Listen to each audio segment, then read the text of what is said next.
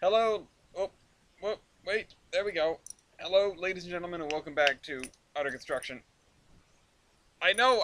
You want to be free. I know you want to be free. Here, I'm just gonna hold you like this. You good? You good? He's got his paw right on my chest. Look at the camera. Look over there. All right. Hold on. Go to mommy. Come to mama. All right. It's under construction. Let me pull up all my stuff. Hey, Horizon. You're the first one here. You're the winning contestant, or something. I'm doing okay. I need to keep my brain on straight, and I need to think about what am I doing, like with my life in general now. Hi. Uh, what am I doing with this? Am I gonna like work on this until Valentine's Day and then move on to the next segment? Because that actually might be a viable thing to do. Um, I need to sort of put town limits on. This shirt's really tight for some reason. Uh, Town limits on. I'm also deaf for the moment. Oh, I'm sorry. Is my thing too loud? Did something happen? Um. Anyway, we have some area that we can fill in. In fact, everywhere from over here all the way to here, we can probably reasonably fill in without too much trouble. And maybe we should be trying to do that. There isn't really much other scenery work that we have to do. In fact, my scenery goals is empty. Um, I just need to I need to set up the stuff on the spreadsheet. Yeah. All right, we're gonna do this. I mean, we've got nothing else that we really need to do right this second. So, we need to switch over to route layer, and we need to grab some grass.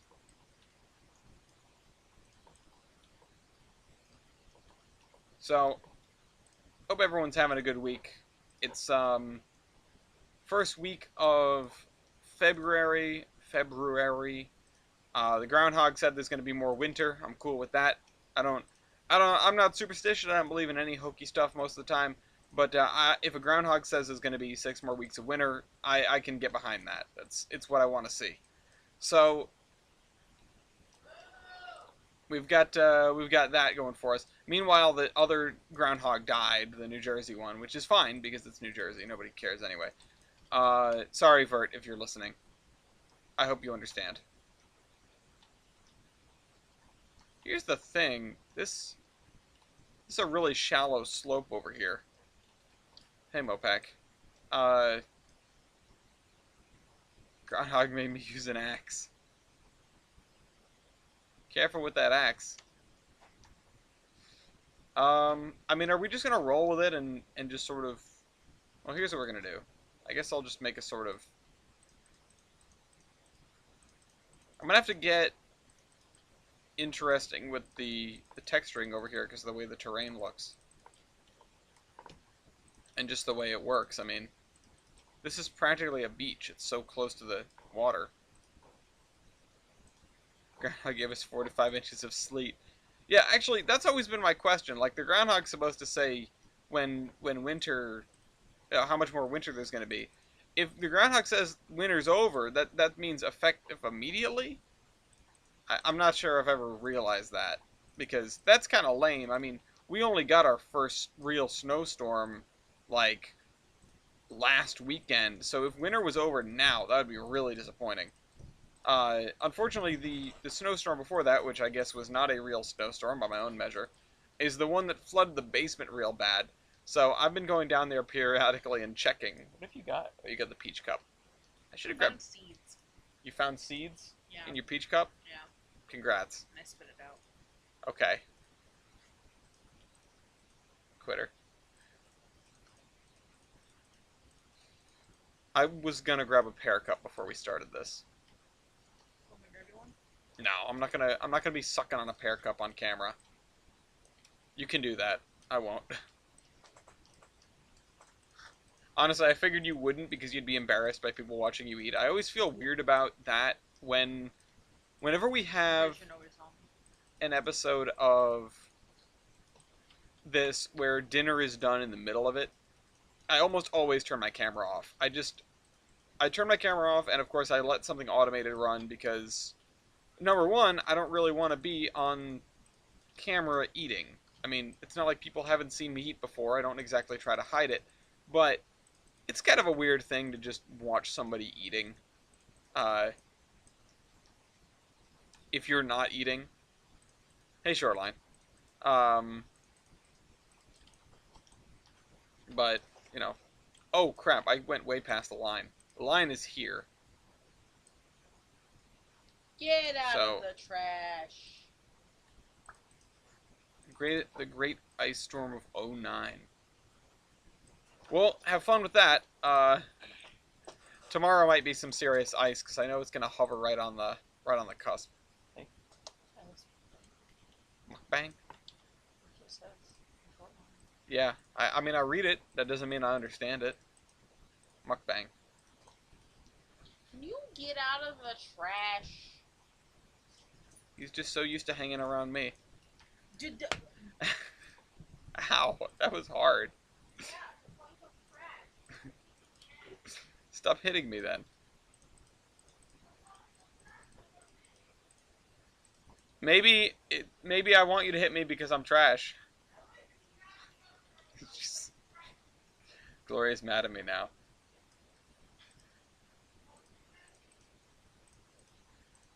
I don't know, do I deserve it? I'm trash. Here she comes. She's gonna beat me up. Hi. Stop it. Now.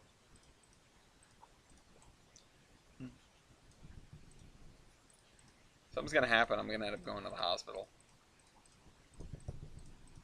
Gloria snaps my legs. Gloria shoots a Nerf dart into my eye.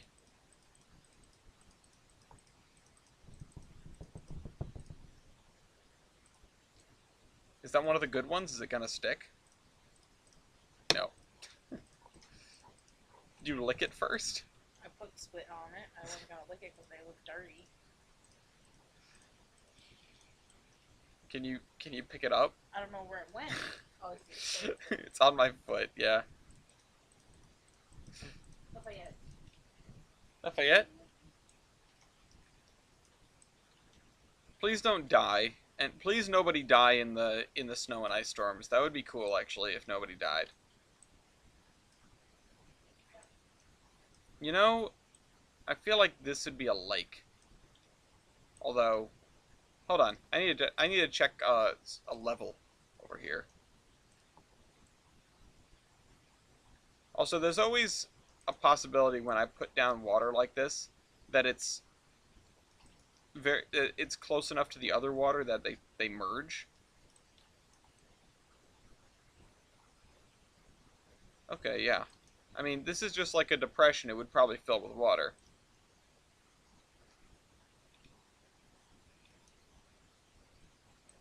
Okay. There we go. We got a little lake.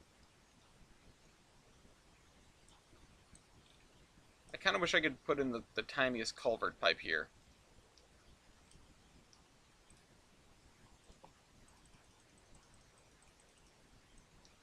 I don't think I have a culvert pipe that small.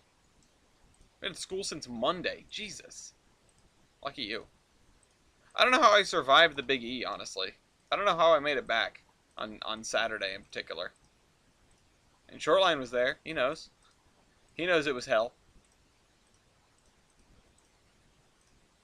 But, I mean, if you were there on Saturday, then you got all the deals ahead of everybody else.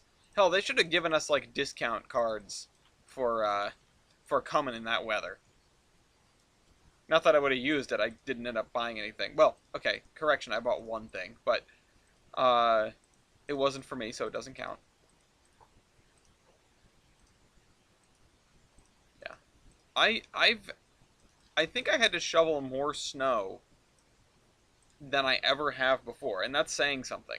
And it's not because necessarily it was an incredible amount of snow, it's just because I'm used to other people shoveling it.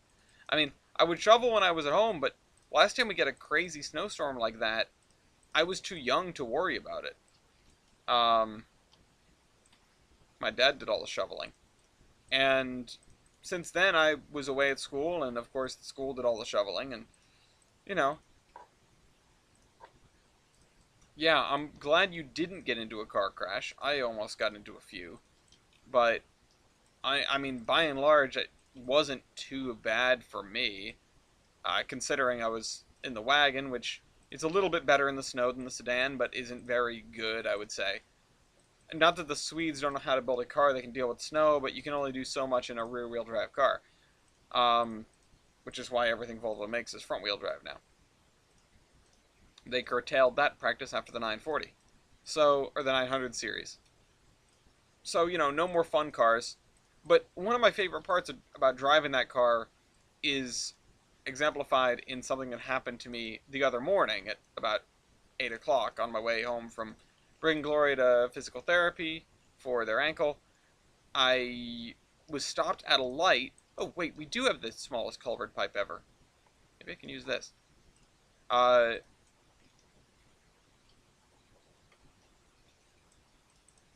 was stopped at a light, and the driver of the garbage truck rolled down his window and asked me how many miles were on my car. SV, I don't think so. I mean, maybe some of the later ones are. I know the 900 series was the last of the large rear-wheel drive sedans. So I don't. Maybe there are some other models, some smaller models after that that did come out rear-wheel drive, but I didn't think any of them were. Uh, Either way, that's more reason to get a fun car from Volvo. Um,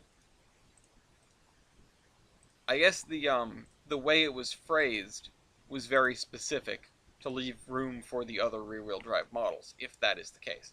But yeah, fellow rolled down his window and asked me how many miles I had. Well, just while I was driving home. It was it was a great interaction. I really enjoy those interactions. Uh, the 940 is, yeah, well, it's pretty mid-size. It's pretty mid-size. It's large compared to a lot of the other stuff they were putting out. That's for sure.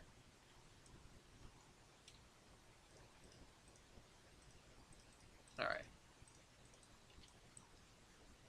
Yeah, so I do think what I'm gonna do here is a good policy. We have a couple of episodes between now and Valentine's Day. This one more after this one. And I think just getting as much done as we can in these episodes, scenery wise, is probably a good idea, especially if this route is going to go up on the DLS. Um, uh, and I want it to look as finished as possible. It wouldn't be bad for me to. I know a lot of the unfinished routes in previous versions of trains, they put up big old signs that would tell you why, like what they were going to be and why they weren't finished, which was kind of cool, I thought. But I don't, I don't know. I'm not going to reskin a big sign. Um, I'll probably just write a long, long brief on the route in the description or something.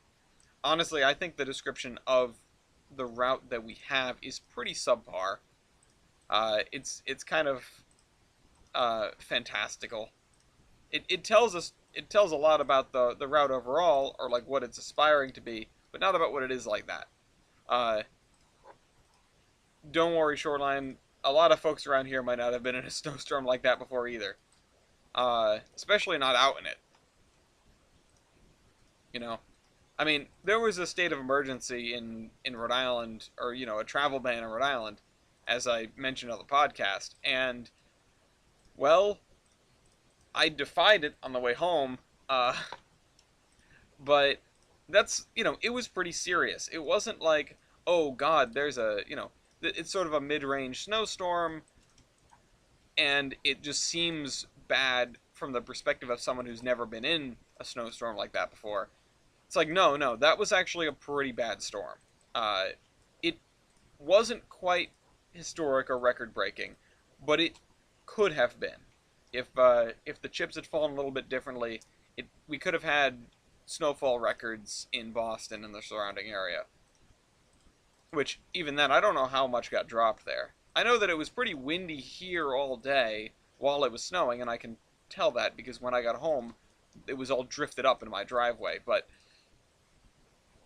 it's still there, by the way. The snow was finally melted off the 940 as of like noon today. I didn't want to get out there and clean it. It was pretty thoroughly buried, and I wasn't going to drive it anywhere. I'm still hanging out of the wagon, even though I need to bring it to a car wash, but I can't bring it to a car wash until the front windshield is sealed up better and the hatch is sealed up better. And wow, um, the yeah, I can't take it through a car wash or else she'd just get wet.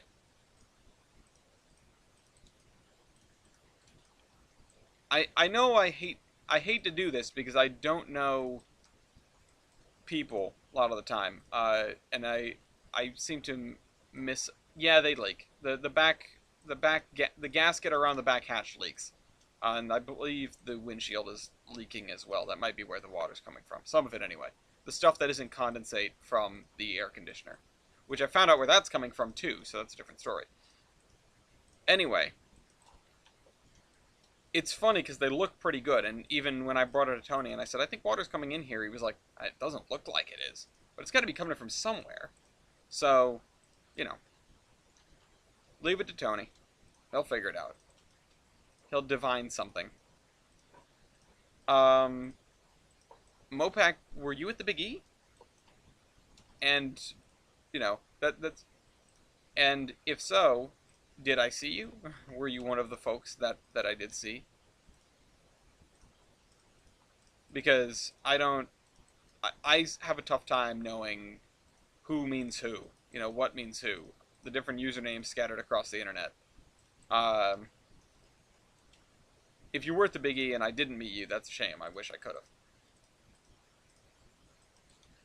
So, oh, we've made it all the way back here already. That's cool.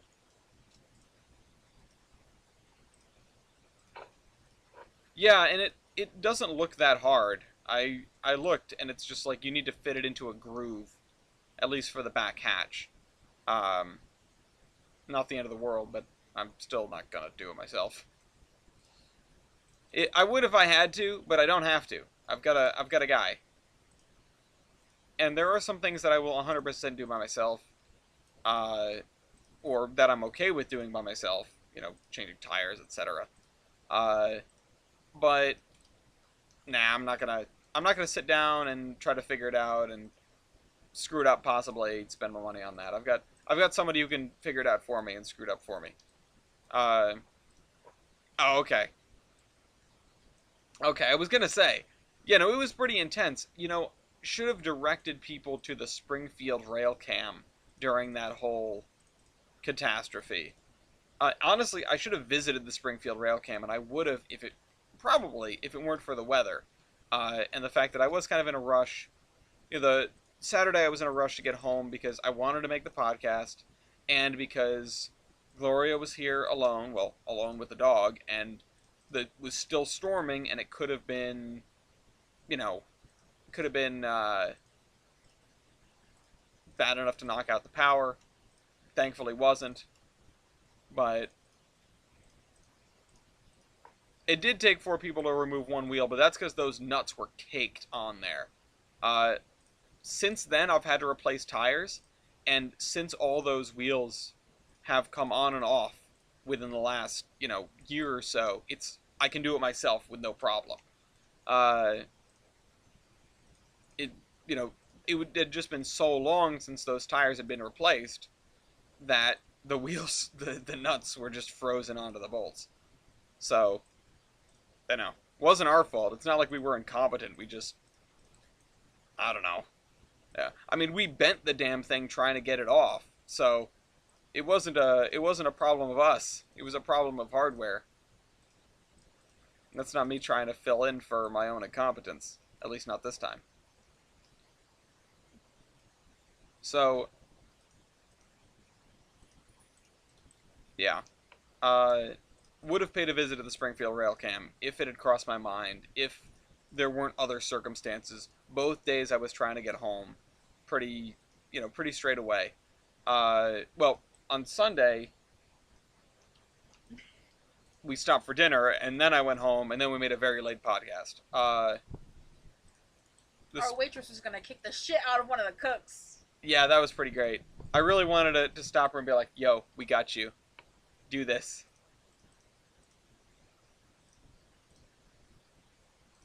Yes. We happened to stop in front of a Volvo owner's house. Again, another great interaction with a Volvo person. I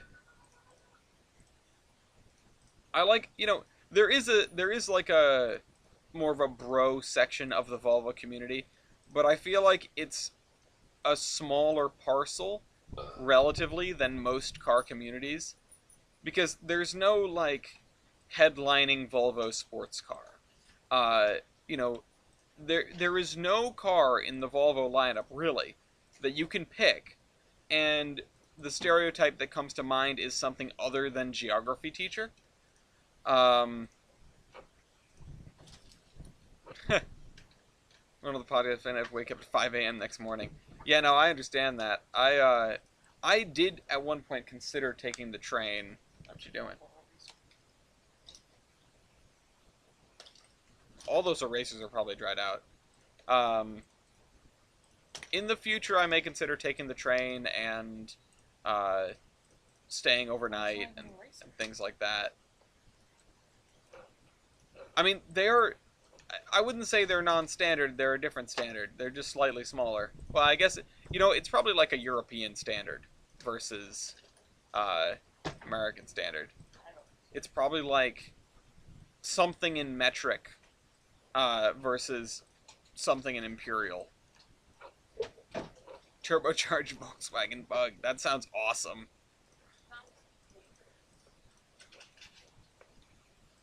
Like an old school Bug? Because I don't know where you'd fit a turbocharger on one of those. Oh my god, I'm just doing this whole thing in grass. Hold on, I need to slow my roll here. Love you. What are you doing? Is it my Valentine's Day gift? I hope you guys heard that. Oh my god. Okay, so where am I? Yeah, I'm almost there. Cool. We gotta go back with the shrubs. But yeah, it's weird, like the Volvo culture is just a bunch of really chill people that are just interested in those cars. And there isn't as much of a modding culture or there isn't any sort of racing culture or whatever. Really, I mean, there's rallying, because of course Sweden, but there's a world of difference between somebody who puts a Volvo 240 in a rally and somebody who puts a Subaru WRX in a rally. Can't be older than 20. Oh, okay. So it's not an OG. So it's probably, yeah, the Germans in particular and the Swedes, a lot of Europeans have really, a lot of European companies, there are 3 240 pickups. Yes, 3 of them. And that's wonderful. We need more of them, actually. They've figured out how to do a lot with a 4-banger and a turbocharger. Just for emission's sake. And it is kind of impressive what they've managed. And I know that happens stateside as well. I mean, there's really no such thing as a... Yeah, no, Dean is also definitely in the Volvo culture, I agree. There's no such thing as a domestic automaker anymore. Everyone's sort of got their feelers everywhere. So, the Volvo 240 is best small pickup. Volvo 240 is also best Jeep Cherokee. No, I'm kidding. Matt, don't hate me.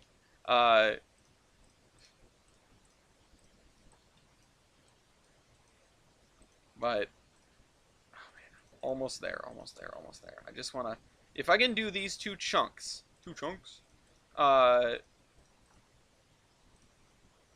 in this episode, I will feel very accomplished.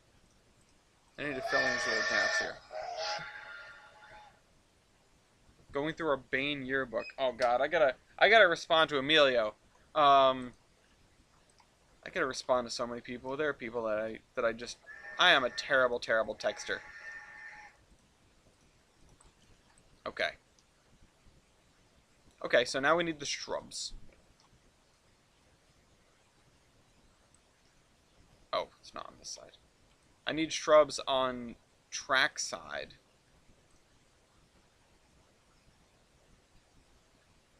Can I get the shrubs line? Yeah, there we go. And then I didn't do shrubs on this side? No. Okay, cool.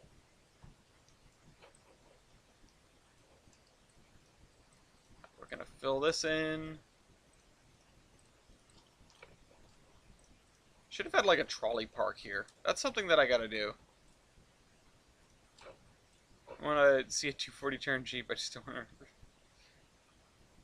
I mean, there are plenty of people that have, I mean, used even Jeep Cherokee parts to lift 240s to make them more of off-roaders.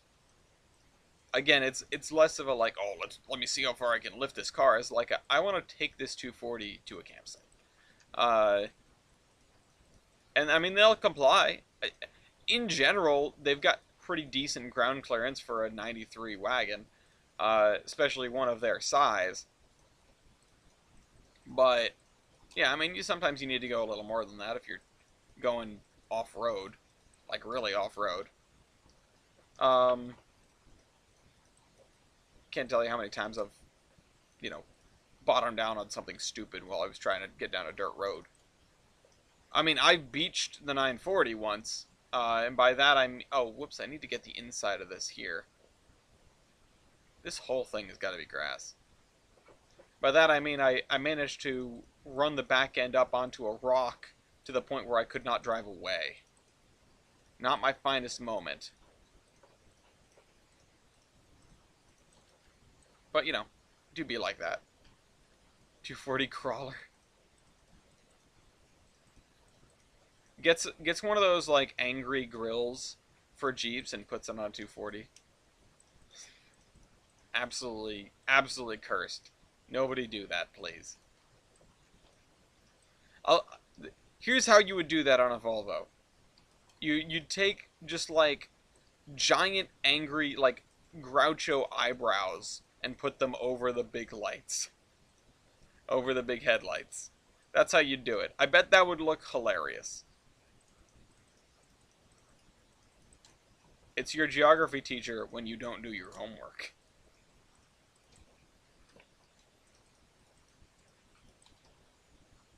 So, that's actually... They did the round the world, the New York to Paris auto race. Which, I mean, you can't really do anymore because the ice doesn't freeze in the Bering Strait like it used to 100 years ago. But I want to see that done again. I want some good coverage on it. I don't know if they... what kind of endurance races are out there, really, that get publicized? Because I kind of want to follow one at some point. Um, I I barely follow sports. I mean, I follow football and I follow baseball a little bit, and that's about it. Like, I'll pay attention to a Boston team if it's on, just, just for the simple sake of something. But I wouldn't consider myself like a hockey fan or a basketball fan or even like a racing fan. I don't know that much about it.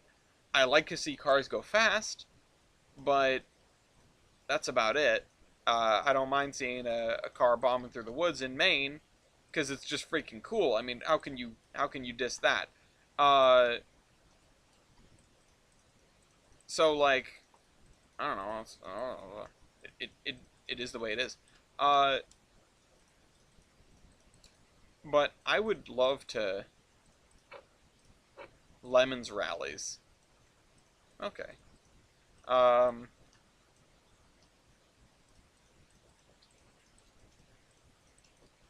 the Gambler. I don't know. I'm just thinking about it. I just find endurance races really cool. I think, what is it? Dirt. One of these rallying games where you have to repair your car in between stages. Not like physically repair it, like Mechanic Simulator repair it, but like allocate points to fixing up the things that you beat up during the stage. That I think is really cool. Um, that's something I think is really important. Or important. I find it interesting, not important. My brain's sort of here anyway.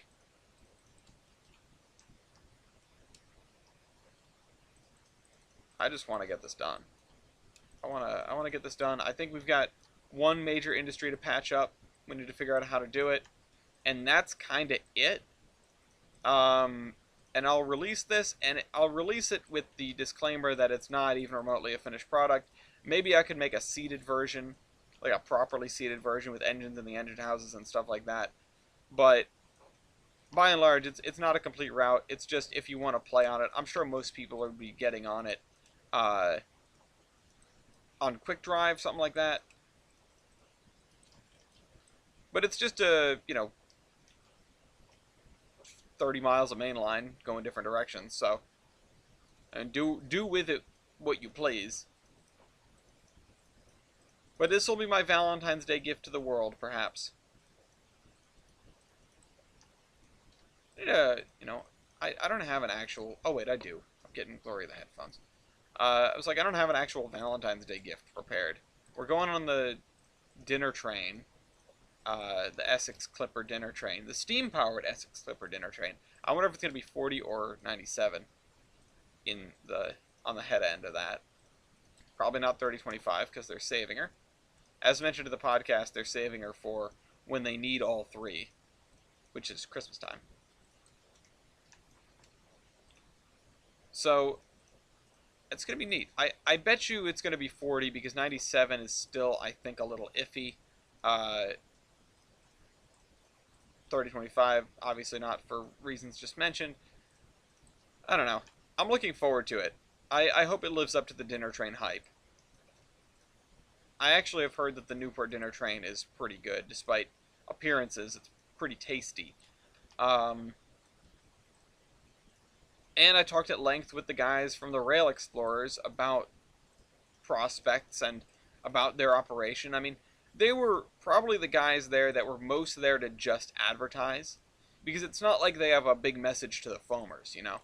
Uh, it's not like they have a huge, like, people aren't coming to them and asking, hey, so what's going on? What's new? Tell me about it. What secrets can you share with me? Meanwhile, I was going to the 3713 people and be like, so tell me things that are exciting. Same thing with the Valley Railroad. Same thing with the Conway Scenic and the Maine Narrow Gauge and the Mount Washington Cog. I am really annoying. I realize that. I'm just going over, uh, just going over to people and just asking the questions they get from foamers every single day. Uh, and to what extent that I annoy, I apologize. But man, do I want answers. I was really excited about hearing 7470 will be back maybe within a month. That is really exciting. I'm so glad that nothing catastrophic has happened to that engine. And unfortunately, I didn't get to talk to the Down East Scenic, the actual 470 people. I think they were not there because of COVID. But if they weren't there due to the weather, specifically, then I could understand. Um, either way, I didn't see them there. As much as I would have liked to pick their brain about their situation, their locomotive, I want to hear about 470. It would be kind of neat. Here's a fun meetup idea. Here's a fun foamy meetup idea. 470, 7470, and 4070. Come on, that's a great idea. And 47 from Steamtown. Oh my god, wait a minute, I have a Local Royale brewing. Speaking of Local Royale, I have not sat down and hashed out the second batch of cards yet, but if anybody wants to talk about the hypothetical Locomotive Royale trading card game, then I've got thoughts. I have worked out some of that stuff in my head. Like, I mean, worked out some of it in my head, more being on a spreadsheet, and with the help of Tyler and him and a couple of other folks. I think East was there. Who else was providing me with suggestions? Point is, been figuring that stuff out. Um, Figured out a card pack for foamers. Gonna figure out a card pack for mostly based on just local royale winners, that sort of thing. And oh, whoops! I was supposed to end back here. I went all the way down. Well, you know what? This area is gonna be not done, so I can go up to here.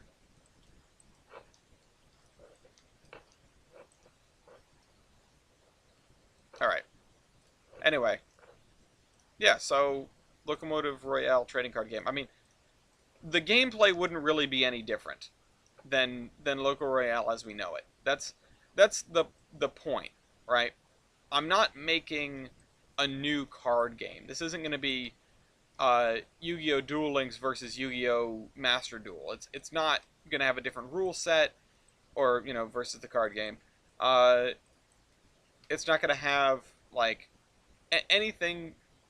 There's going to be no differences in the gameplay, but what it will have is a physical element, and you can use these. You can have these physical trading cards and just use them as you do. You can stake your XYZ on someone else's whatever, and obviously it wouldn't be necessarily explicitly royales. You would do. I mean, it would. Let me slow myself down here. Officially, it's Locomotive versus the trading card game, or Locomotive versus the card game. And so the implication is that it wouldn't necessarily be royales all the time that you'd be doing. It would be versus. You would sit down with your friend and you'd try to hash it out. With a mediator, more than likely. But you could always do it on purely stats alone, which would be, you'd need to tread lightly a little bit. It would be more difficult.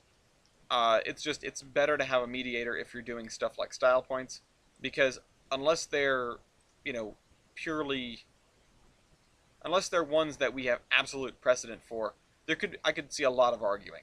Some of that's pretty subjective, and I don't want to ruin friendships, you know. But my point is,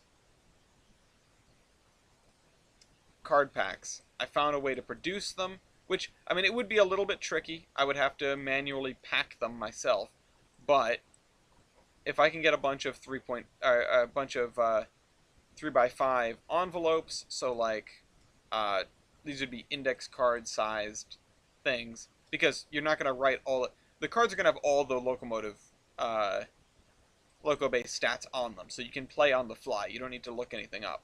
Every pack is going to have 5 cards. It's going to have at least one of the lowest rarity, so the common rarity, of which there are 2 in each set. And they're going to be pretty standard. Oh, sorry. The rarities, the bottom rarity is actually called standard. Standard rarity. Because, standards.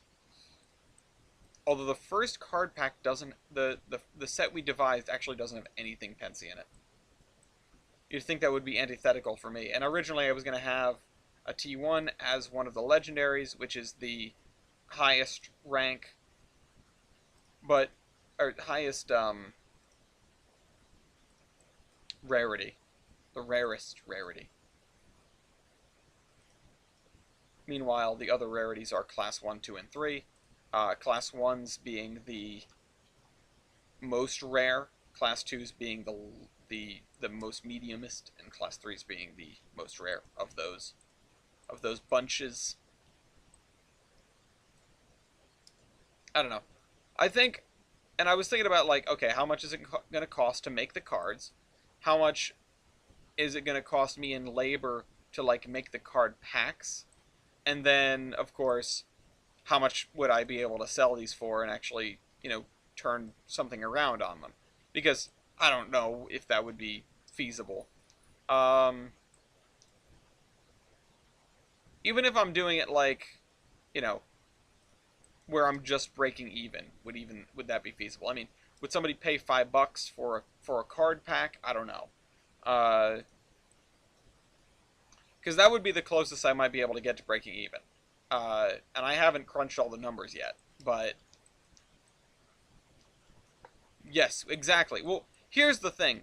Partially blame Ryan for this. What inspired me to do this is finding out that Steamtown basically did this.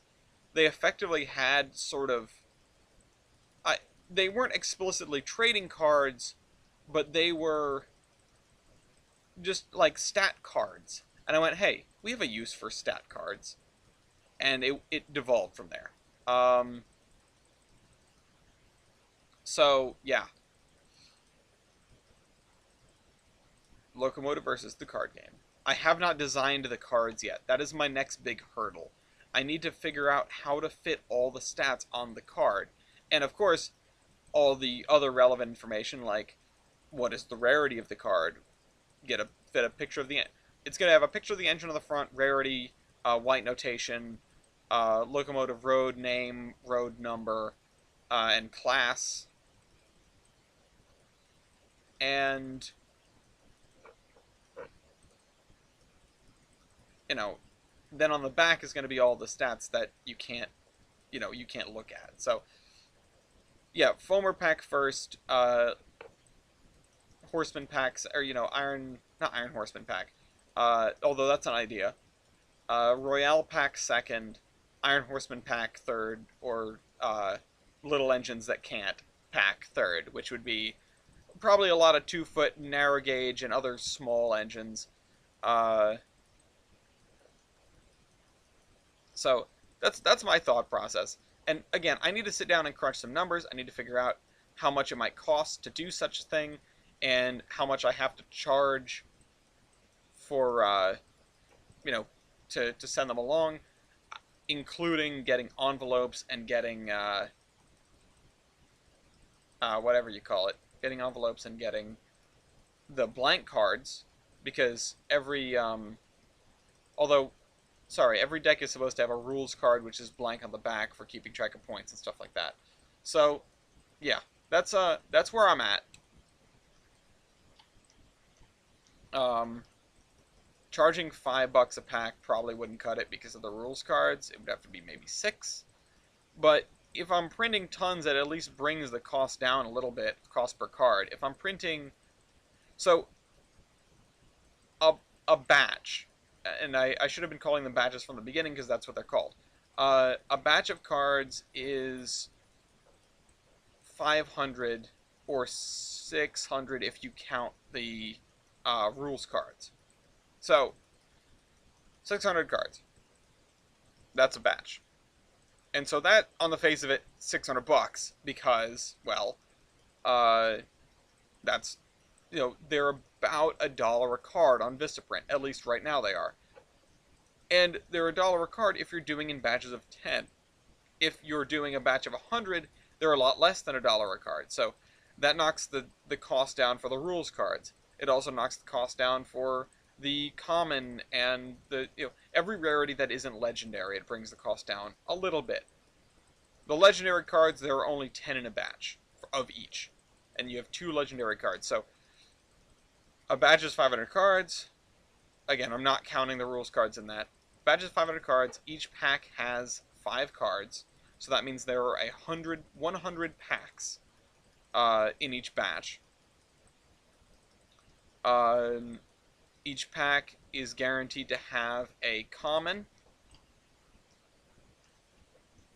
as well as a... This is not good. These are huge patches in the forest that aren't going to need to fix. Huge open patches. And I should have been sliding them off, but I was just doing this quick. Oh, we'll just finish doing it like this, and then we'll come back later. So, yeah, each pack has 1 common, or one standard, and then 4 other cards. Yes, my love? I need black paint. You need black paint? Okay.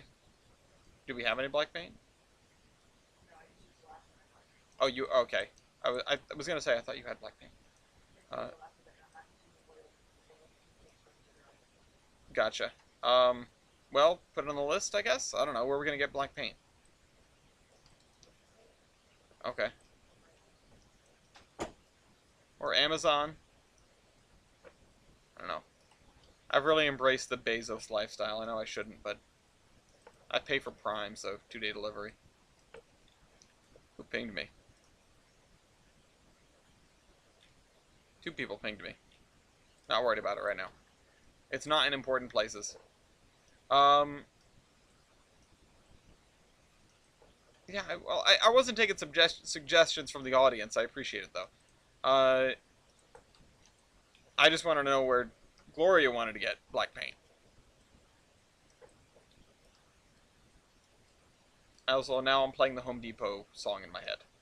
Anyway, yeah, so there will be no duplicates in a pack, which is the other thing, the other important thing. If you get a pack, there will be 5 unique cards in there. Now, if you get a second pack, that's a different story. There will probably be duplicates in there. At least there's a 50-50 shot of you getting the same common that you already have, or the same standard card you already have. But the other ones, not so much. The other important thing is that there are, I think, 12 different locomotives in a batch. So that is 2 standard rarity, 3 class 3s, 3 class 2s, 2 class 1s, and 2 legendaries. Again, there are different rarities. Only 10 of each legendary are printed. I think it goes 20 and 30 for the class 1s and 2s, and then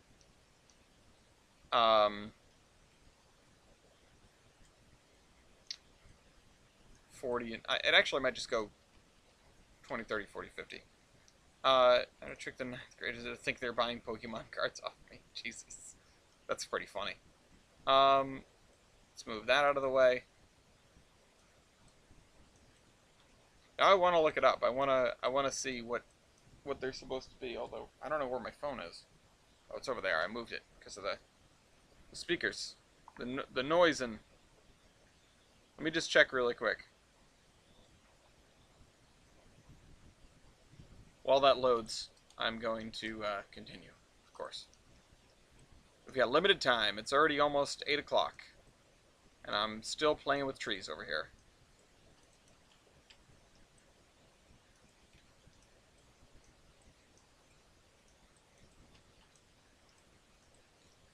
Gonna do texturing for northern type Pokemon. Yeah.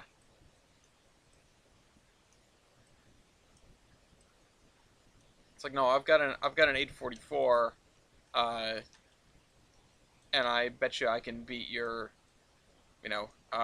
class J, and to bet on it, I'll put up this 4501 card, and if you win, I'll give it to you. That sort of thing. That's what I would want. That's what I would hope. Oh, I opened it with the side of my hand by accident. Yeah, so the batch is 12. The foamy batch is shut up. You know what? I actually am not going to say it out loud, even though the document might as well be public. But yeah, so 2 legendaries, 2 class 1s, 3 class 2s, 3 class 3s, and 2 standard cards. I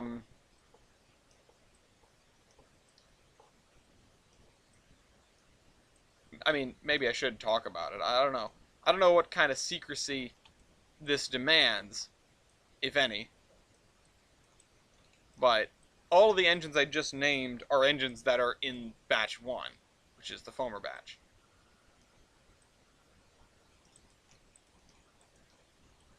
So, enjoy thinking about that.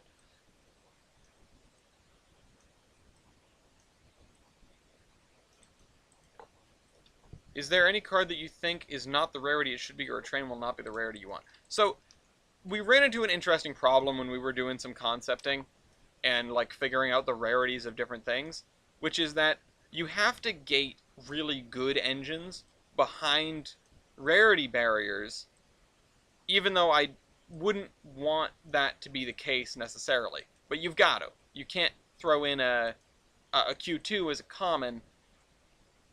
It just doesn't work as a standard, because then everyone's going to have it, and it's practically the best locomotive in the game, or nearly so.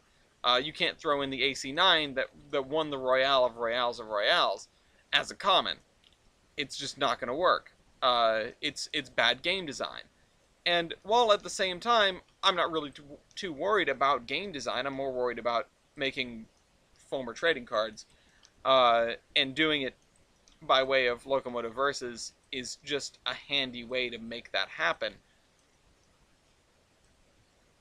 That's, it is important to worry about game balance at least a little bit. Yes, that you won with. So, you know, to for each pack, I'm probably gonna have two. Well, each pack's gonna have two legendaries, and one of them is probably gonna be a really, really good engine, and the other one is probably gonna be a mediocre engine that people want. Um, so like, I mean, if we're doing the Royale pack next, the AC9 is going to be one of the legendaries. I know I've said that already. The other legendary is probably going to be something that is desirable from like a, ooh, I really wish I had that card standpoint, but isn't necessarily a good engine. Like, I don't know. I mean, what is shown up? Like a D12. I mean, or a 1012D or something like that. It's like, this is not a good engine, but people might want it, so I'll throw it in there as a legendary. That might not be the best example because they, I wouldn't want somebody open a legendary and go, oh, it's this crappy thing. So, maybe like Redding 113 or, let's see, what's another one that deserves the legendary spot just on merit of being hype, but isn't all that good and has been in a Royale or two. I mean, the General, perhaps. Um, that sort of thing. But that's how that has to be in order for it to make any gameplay sense or card pack sense. Yeah, a Q1 might not be a bad one, although I'm not sure that's been to any Royales. AA20, that'd be kind of a fun one as a legendary. That was in the prototype Royale. The triplex. There we go. That's what it'll be. But then we have two big Malays in the two legendary spots, and I wanna break it up a little bit. So there was a lot of thought that went into game balance, that went into like balance of foam, the balance of the different engines that we're throwing in this pack for at least the first pack, the first batch. Again, need to start calling it by its proper term, or else I'm gonna confuse myself and others. But yeah, I mean, especially with the style points, not change, because locomotive. No, loco. Close your eyes. Why? I'm bringing your gift to put a deposit. I can't see it now. I don't want you to see it. That's why I'm telling you I can't see it. It looks good though. Shut up. What? You don't know what it is. I didn't. Sure, I don't. You need to go get paint so I can finish it. Okay.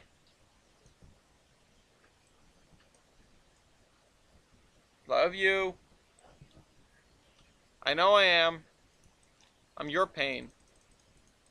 Alright, so. Yes. So yeah. I mean that's that. I mean what's another good, like, I wouldn't necessarily want to put a weak engine in as a legendary, because I don't know. You need to think about these things in two facets. One is their actual physical command power in the game, like how much are they gonna win, and the other one is how valuable are they to the average player beyond, how much are they to the average person beyond their utility in a duel, or in a versus, or in a royale. What the heck? Hold on. The user in timeout. How do I do that? Remove. How come my window's not working? Hold on. Oh, there it goes. It just took a minute. Uh, my bad. Didn't know what I was doing for a minute. Yeah, so that's another one. Um, I've always wanted to throw in like BEDT 15 or something as one of them, and that may make an appearance in the Royale pack, or actually Thomas, the E2. I was thinking of a British pack would probably make a lot of sense, because if all the or a batch, if all the locomotives in a batch are more or less balanced against one another, or at least there's some pairs, everything's in pairs. Uh, I don't know. That's um. Now, if you wanted to do a version of Locomotive Versus where style points is no object, you just go until you hit 20 points, and then the game's over. Uh, like 20 points overall. Or 20, yeah. An international pack would be another good one. International batch.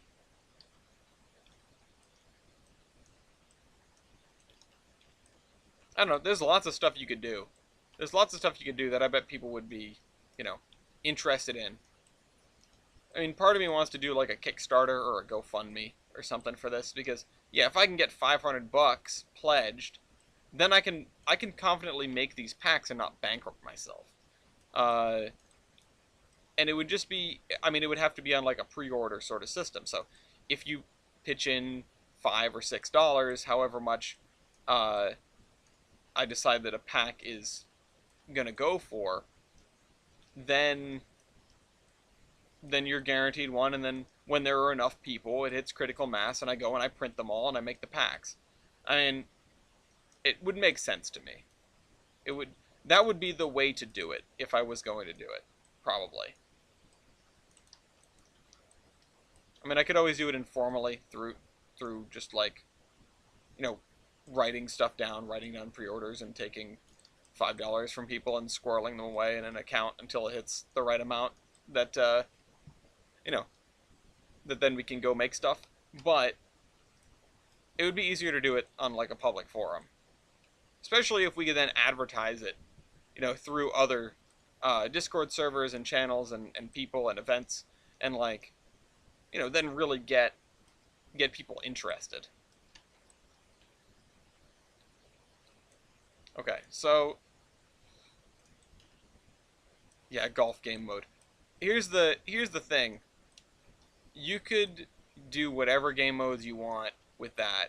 Just there would be on the rules card, there would be a link to Steam Locomotive, a link to the rules document that Tyler and I have made for Royales, and I should probably make a similar one for Versus, and I should also make a list of sort of guaranteed style points. Like, these are ones that cannot be disputed,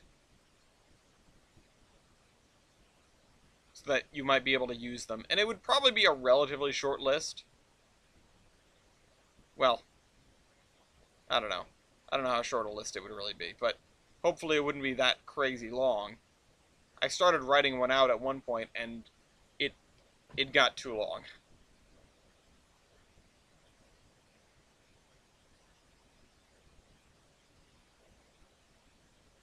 I'm just going to do this carefully, and then I'm going to do the trolley track the same way. I need to fill in the little gaps. I need to fill in the little areas where there's no texture, like right there. Yeah, Colorado narrow gauge pack. I mean, I was going to do a little engine that can't pack, which would probably have a lot of narrow gauge, 2-foot and 3-foot. But you could always do the Railroads Online pack, which would have a lot of Colorado narrow gauge, and you could do the, which would be sponsored, uh, and we could do the It's What the People Want pack that would have all sorts of 2-foot. Or batch. Keep calling them packs. How big are the cards? They're going to be 3x5 index cards. That's what I would be shooting for, so that I can write all of the stats on the back. Again, not handwritten, but I do need to like sit down and pull open a program like Microsoft Publisher or something like that to fit all of the stuff in. And then I would have to print out a test version to make sure that it's all, readable before I go ahead and upload it to Vistaprint.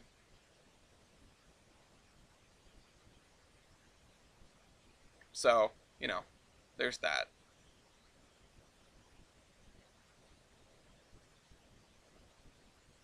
Again, on the front, it's going to have picture, and it's going to have no stats that are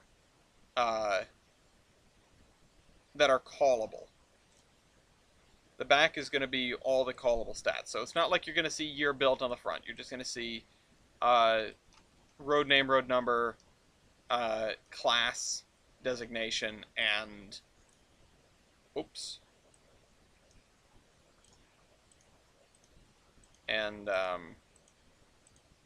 rarity of the card.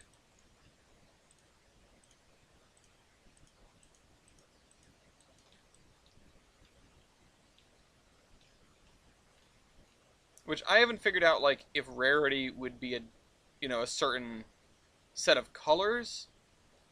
I know that gaming has a very specific set of colors that is used almost every time rarity is brought up, but I don't know if I would stick by that. I would probably, because the lowest rarity is standard rarity. Ooh, Pensy versus Central Anthracite. Uh,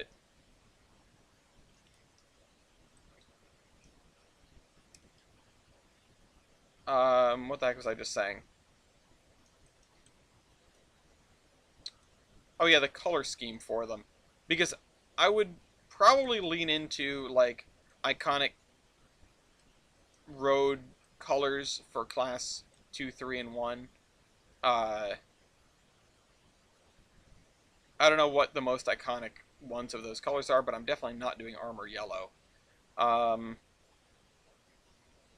but I could see it like the lowest, the common would be like a Tuscan red background, or at least border on the front side. The back side would just be black with white text, nothing crazy.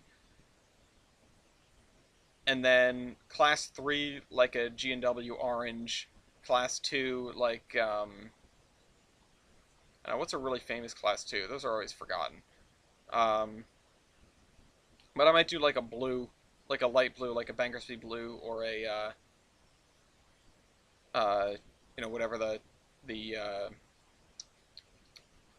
the B&M version of that was.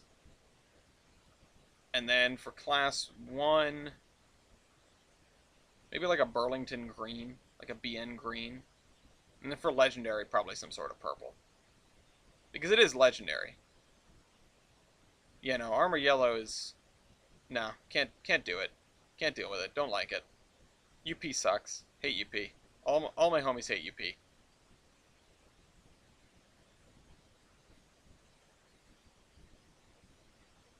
I don't hate like 844 and 4014. They're overphoned. We've talked about this before. But yeah, that's my first thoughts. Again, I need to concept it before I even know how much room I might have for a picture or for a border or a color. Yeah, it should. Armor yellow should hurt your eyes. It's not a pleasant color on the eyes. Um,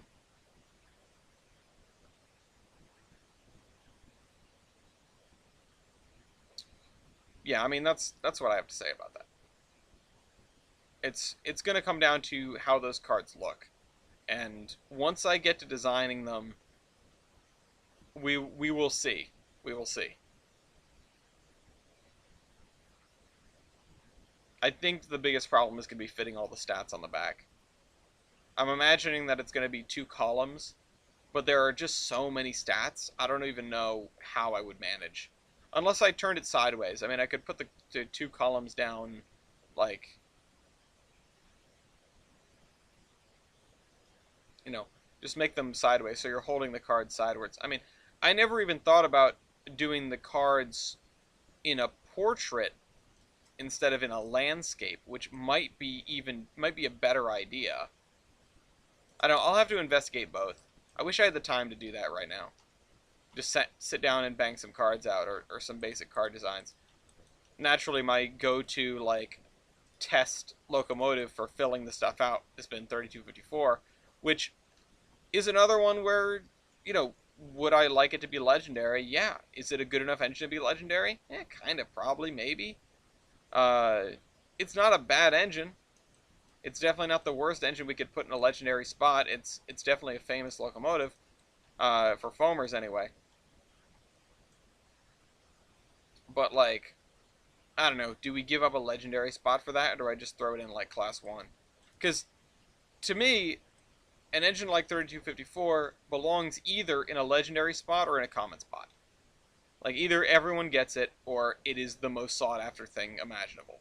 And I don't know which one to do. I mean, I could do one of both. I could do a little bit of both.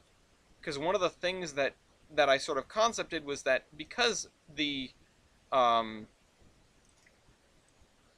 because the cards are going to have a, a, a picture of a locomotive on them, a card would have to be for a specific locomotive. Now, the stats would be for the class, obviously, unless there are cases where that locomotive in specific might differ. Say it has a different tender or something like that. Uh, but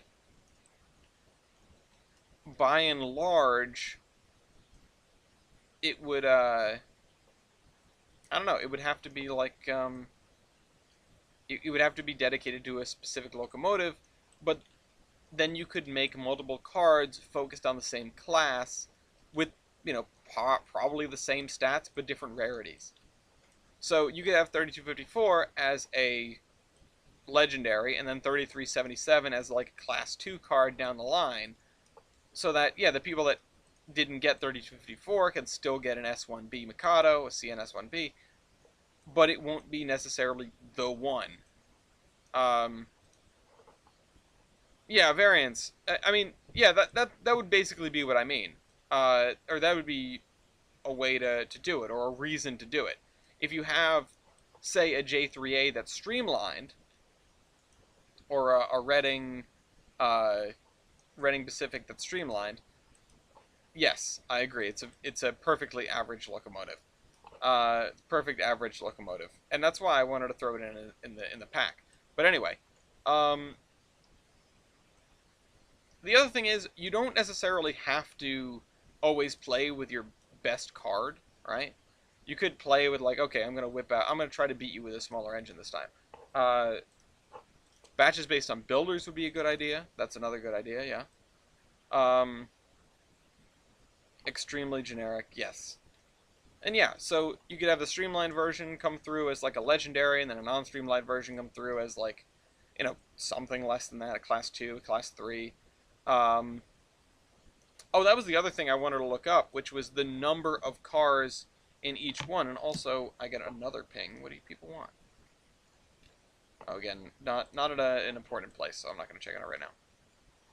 The abstract here. So, the standard, there are 100 cards of each in each pack, or in each batch. I keep saying packs.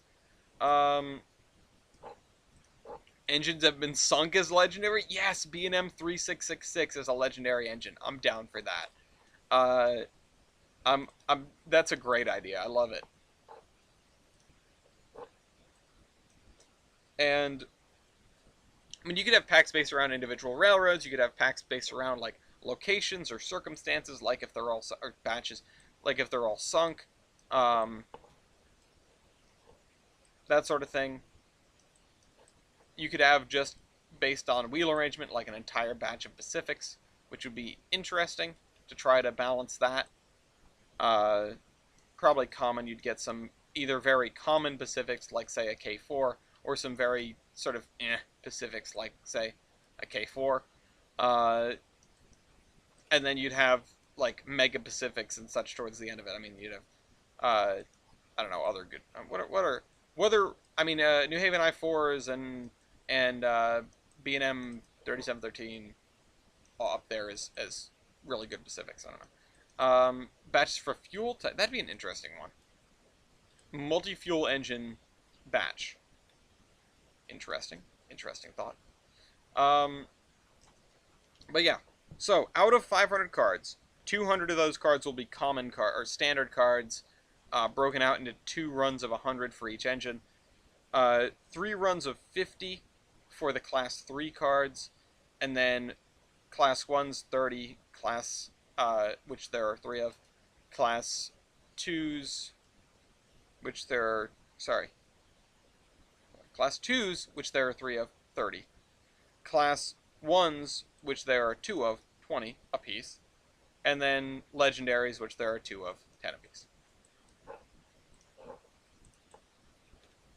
The K4 and AC9 have the same weight of rail. That's insane. That's absolutely insane.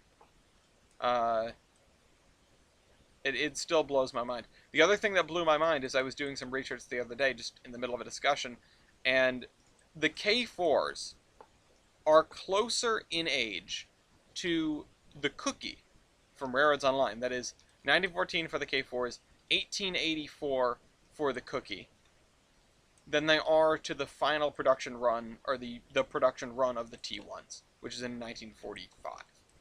They are closer in age to the Cookie than they are the T1s. Which the discussion was, the point I was trying to bring up was how the K4s are relatively low tech because they're very old Pacifics, and that sort of underscored it. It's like, yeah, no, they're closer to these things which had Lincoln pin couplers than and barely functioning straight air brakes than they are to uh, you know, the last steam locomotives, or some of the last steam locomotives built on the Pennsy, for the Pennsy. Alright, fill this all in. This is starting to look better. I'm gonna have to go over this with grass more, but it's starting to look better.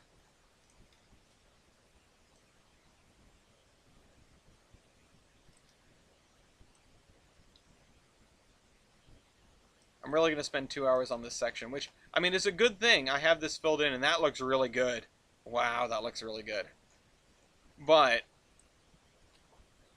boy, I spent a lot of time on this, and we're going to spend the last hour working on whatever industries we have left, whatever industry we have left, and then maybe next episode, what we do in the last hour of basically the last hour of this section is to seed the route.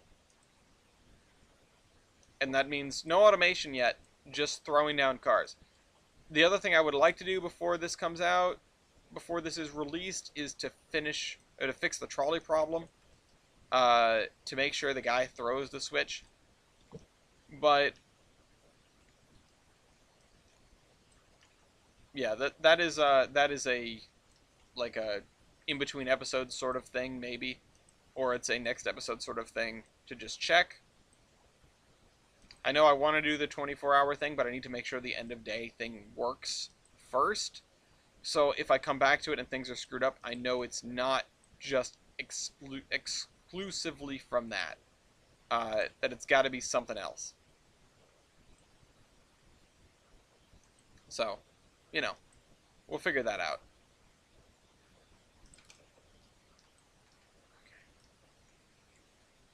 I would like to grab a bigger brush for this, but I don't want to mess up.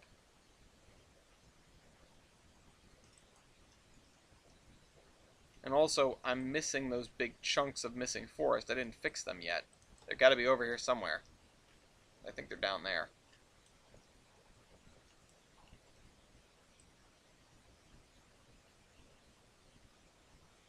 It's a shame that you really got to fill in the whole ground with grass to make sure you don't miss anything. Because when you're in third person, it just looks wonky. Then again, I don't expect people to focus on the trolley cars too much. They're just going to sort of be here. So, okay.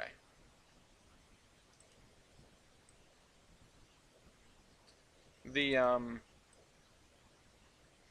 the I don't know. I'm looking forward to this game thing. What about locomotives that don't have a full stat page that participated in the Royale? I will try to only do locomotives that have a full stat page, or at least endeavor to figure out what those missing stats might be. Um, I know I still haven't managed to make a working calculator for like L1, or Power L1 and Power MT, but it's something I want to figure out. Urban lines, such Lima route.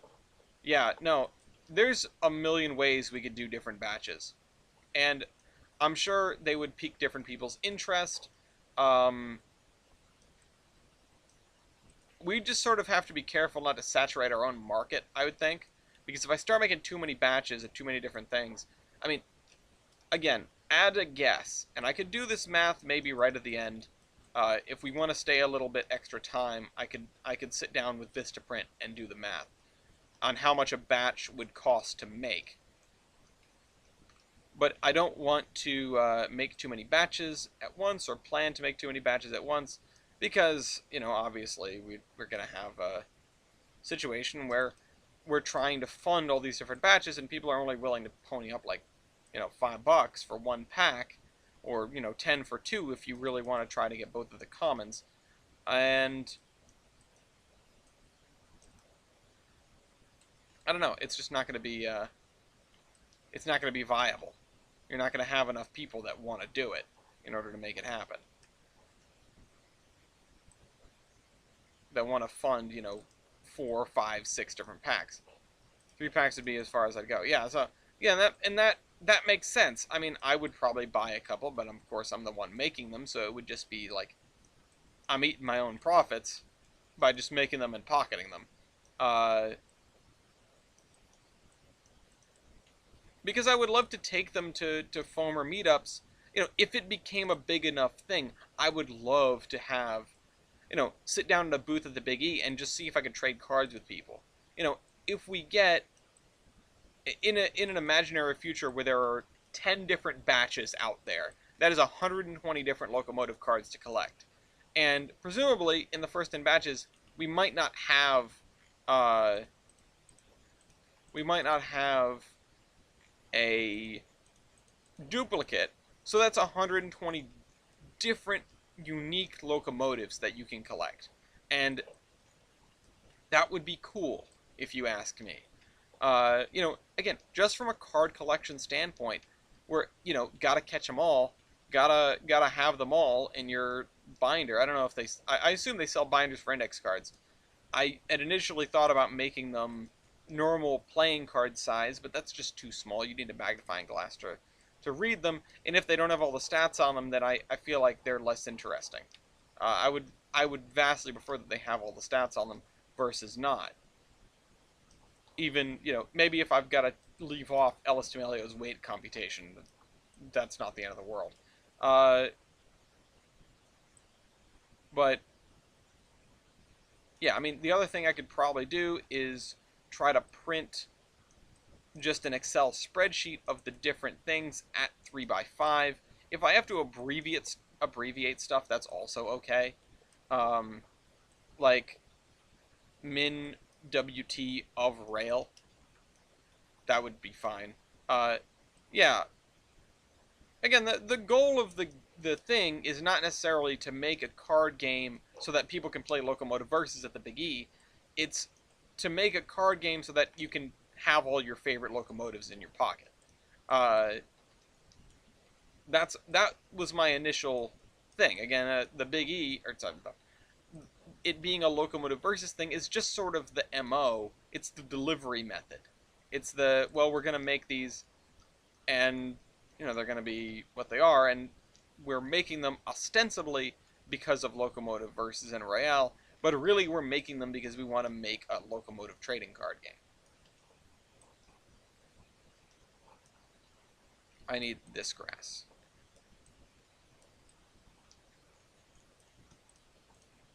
The other thing is, doing this makes it real obvious that we're missing stuff.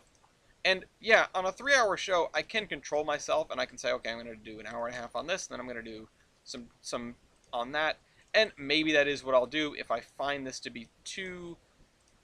If I find leaving it like this to be too reprehensible for me to want to do. If I am pretty dead set in finishing this area, which the more that I think about it, the more that I should, I will end up doing it if I want to keep my promise and just move forward on the next section, and I just won't release this yet. Which, that's the trade-off. I don't want to release a half-built route, or a half-built route section. Hello, D.D. Cheney. And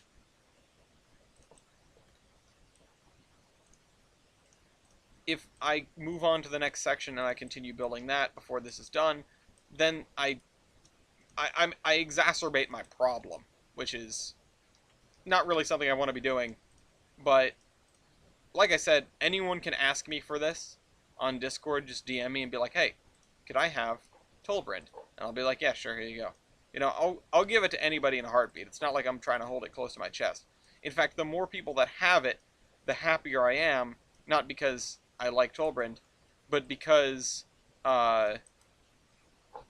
I was guaranteed locomotives, I played.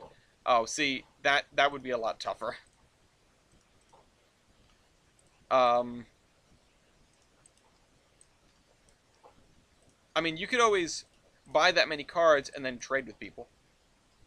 But, hello, Tyrese.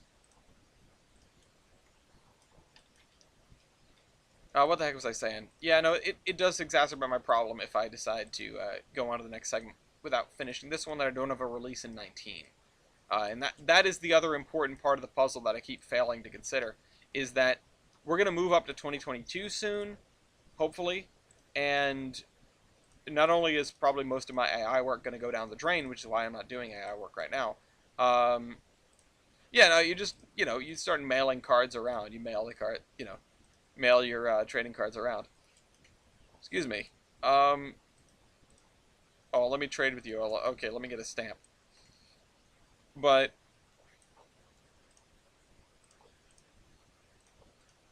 the other thing is, I could always number them. Like, it would be a tedious job to write down the numbers on all the cards, but knowing, that would be a way so that there are no, like, duplicates or whatever if somebody scans it in and reprints it. I mean, these aren't supposed to be NFTs, but, like, you don't want somebody to scan it in and print it out on cardstock and, whatever.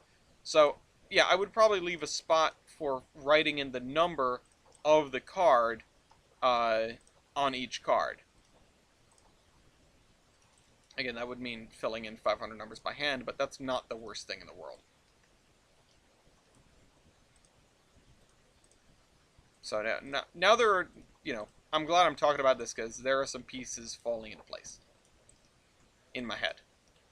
And, it would be, I mean, I'd be the one randomizing them, so I wouldn't, it wouldn't be hard for me to be like, oh, here, let me make your card packs, Ace. Oh, it's gonna be this one, and ooh, lucky you, you're gonna get this one. No, I'm gonna just, shuffle them all together, pull them all out, and just sort of go for it. And while they may not be random, because I'm gonna be doing it by hand, what this project is, in Train 29, so this is Tolbrynd. This is a world that I started creating back like 4 years ago now. I'm just making a big map. That's all I'm really doing. This is the corner of a much larger map that I have planned, and eventually, I will get there and build the whole thing. The other goal is to automate it, which, automating this gigantic map, probably not a realistic endeavor, but man, have I been trying. So, it just takes a long time once you get into this stuff. I can pan around in a little bit, but I really am trying to get this done before the hour is marked.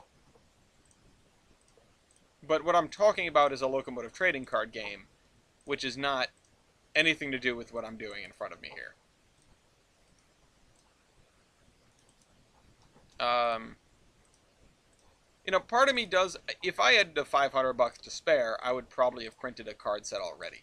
I really want to see how this goes, where this goes.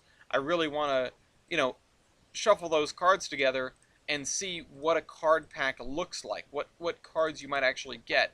And part of me also wants to see if I can, sort of simulate that, just to do some generic testing of like, hey, do these rarities seem to work? I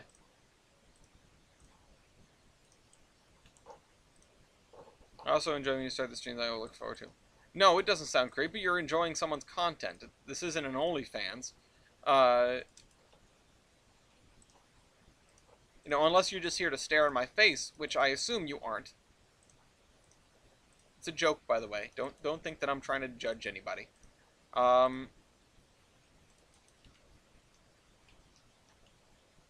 right, yeah, we're coming along here.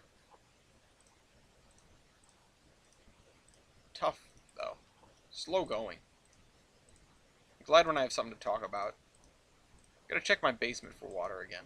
Gotta get down there and see. When the wind blows in a certain direction and the snow melts off the roof and the rain comes down, it gets pretty bad.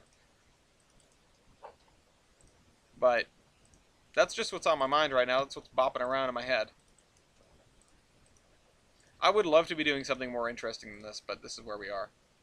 Check back in about Shinkansen. Well, we don't. Here's the thing.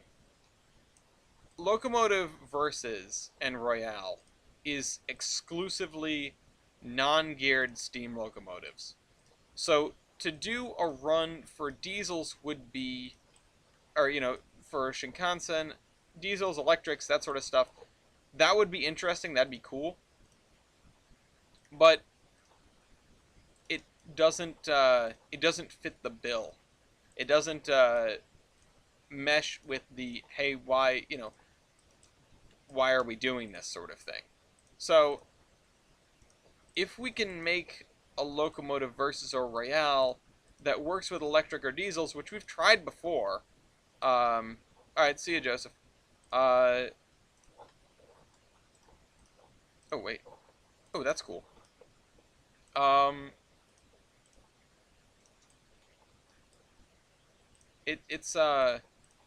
There just aren't enough unique stats that go with a diesel or electric engine.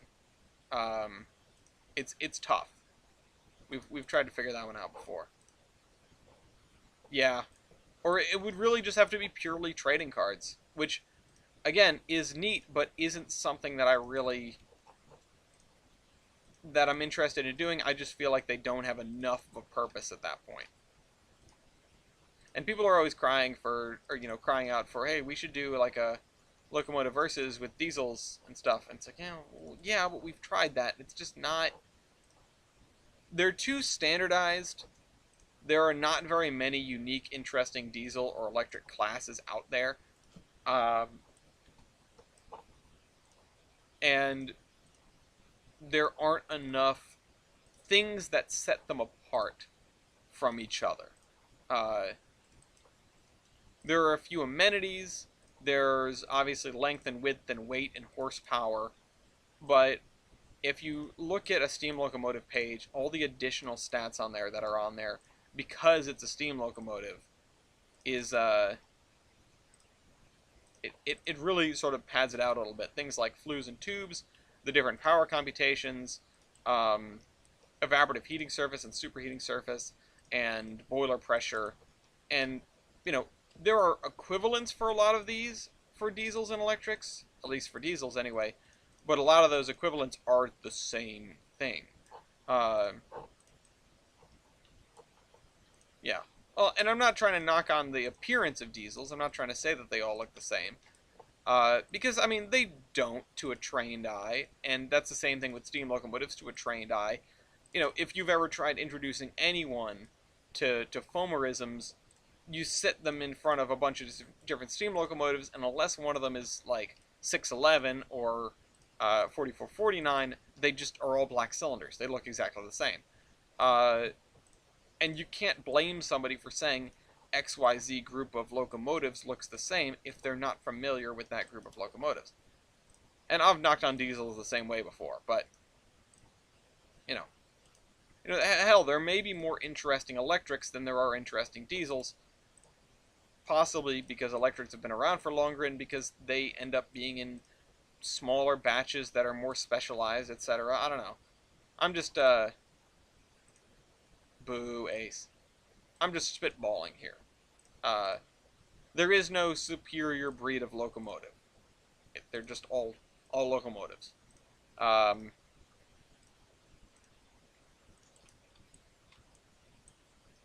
okay. We need to start backtracking here. We've got 25 minutes before we have to go do an industry.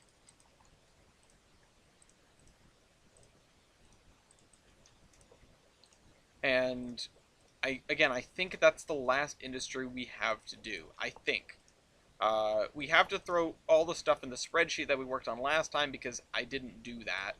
I was jonesing to wrap it up, and Gloria wanted me to wrap it up, and I was at time, so I didn't really stick around afterward. But Gloria's going to be playing with some of her friends, so I may have time to do. I may have time to do all that calculation I was talking about to price out a deck of cards. And I feel like I've hyped up the $5 mark a lot. Maybe I would be eating some of the cost if we do $5. But maybe not. It really does matter how much the price comes down when you're doing X number of cards. Again, I think it's going to be like $6. I would say $6 is a more reasonable price point. Especially if I'm having to ship them, because stamps are 50 cents or whatever. And that adds up. So, envelopes and stamps, and so, it would be like $5 plus shipping and handling. Well, it wouldn't really depend on how many people buy. I wouldn't be producing a thing until I have 100 orders. Again, and I would start with the foamer pack. Or maybe until I have like 90 orders, because I could eat some of the cost. But it really depends. It's really sort of wishy-washy on what I could make happen, how much I would be able to spend on my own of this. Could we get 100 people to buy a pack of foamer cards, of 5 foamer cards? I don't know. And of course, I would have to get I would have to get permission to use a picture and make money off of it for all of those engines. I would have to use the stats from the loco base, which I'm sure Stephen West would be okay with me doing, but I'd have to ask. Some kind of side power-up thing. Make the diesel some kind of side power-up thing. That's actually kind of interesting. Like, you can't use them on their own, but if you bring them into a Locomotive Royale with a steam engine, you can use their stats also. That's actually not a bad idea.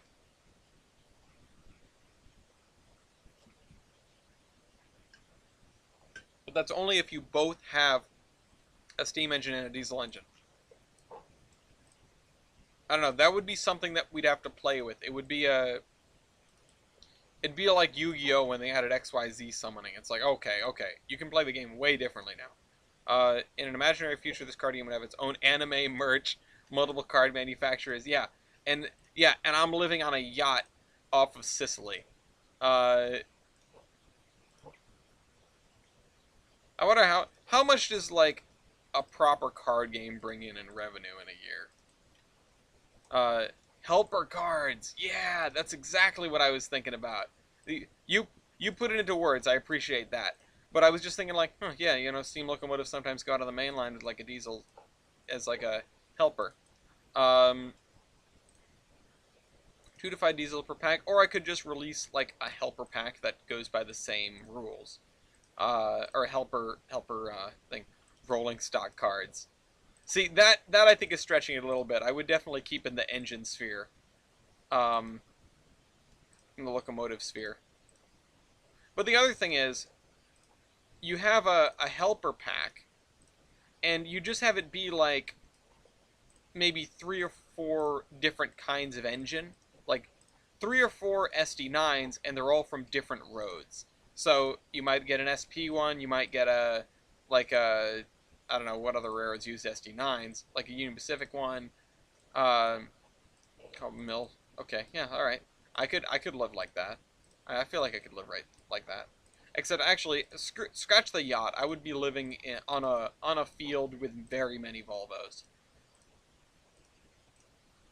Anyway, this is my get rich quick scheme, except it's not quick at all, and it just is for foamers. But I mean, I've I've been to the Big E, uh, BNUP. Okay, yeah, there we go.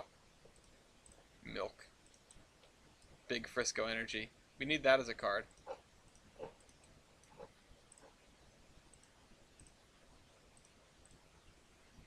That would probably be in the Royale of Royales pack, or the first Royale pack. I wouldn't mind having Big Frisco Energy as like a low tier Malay, because it's not a good engine, but it's still a big engine.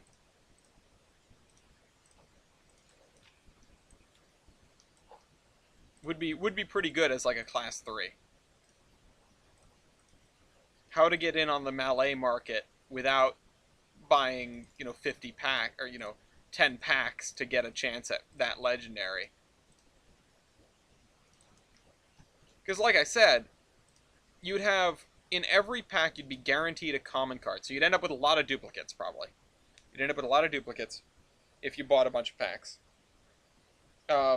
You're guaranteed a common card, and from there it's just random. You're not going to get a second standard rarity card, but you might get 3 class 3s, you know? 3 class 3s and a class 2. And that would be kind of, that would suck. I'm not going to lie, that would suck.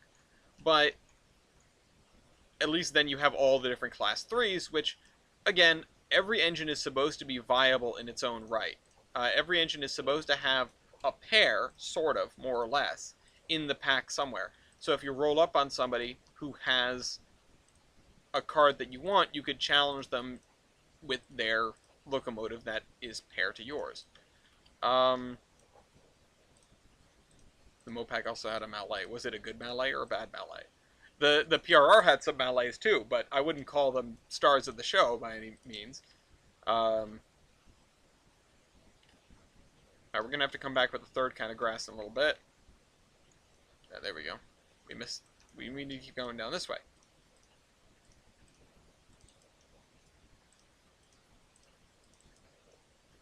I probably should have gone back and fixed all the trees first, but here we are.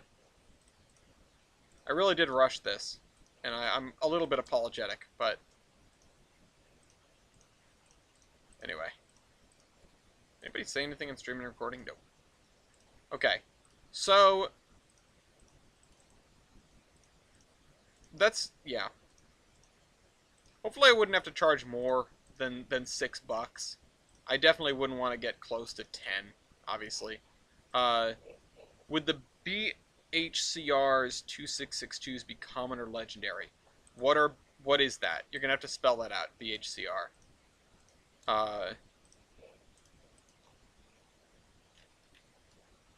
Brun, brun, brun, yeah, I don't know.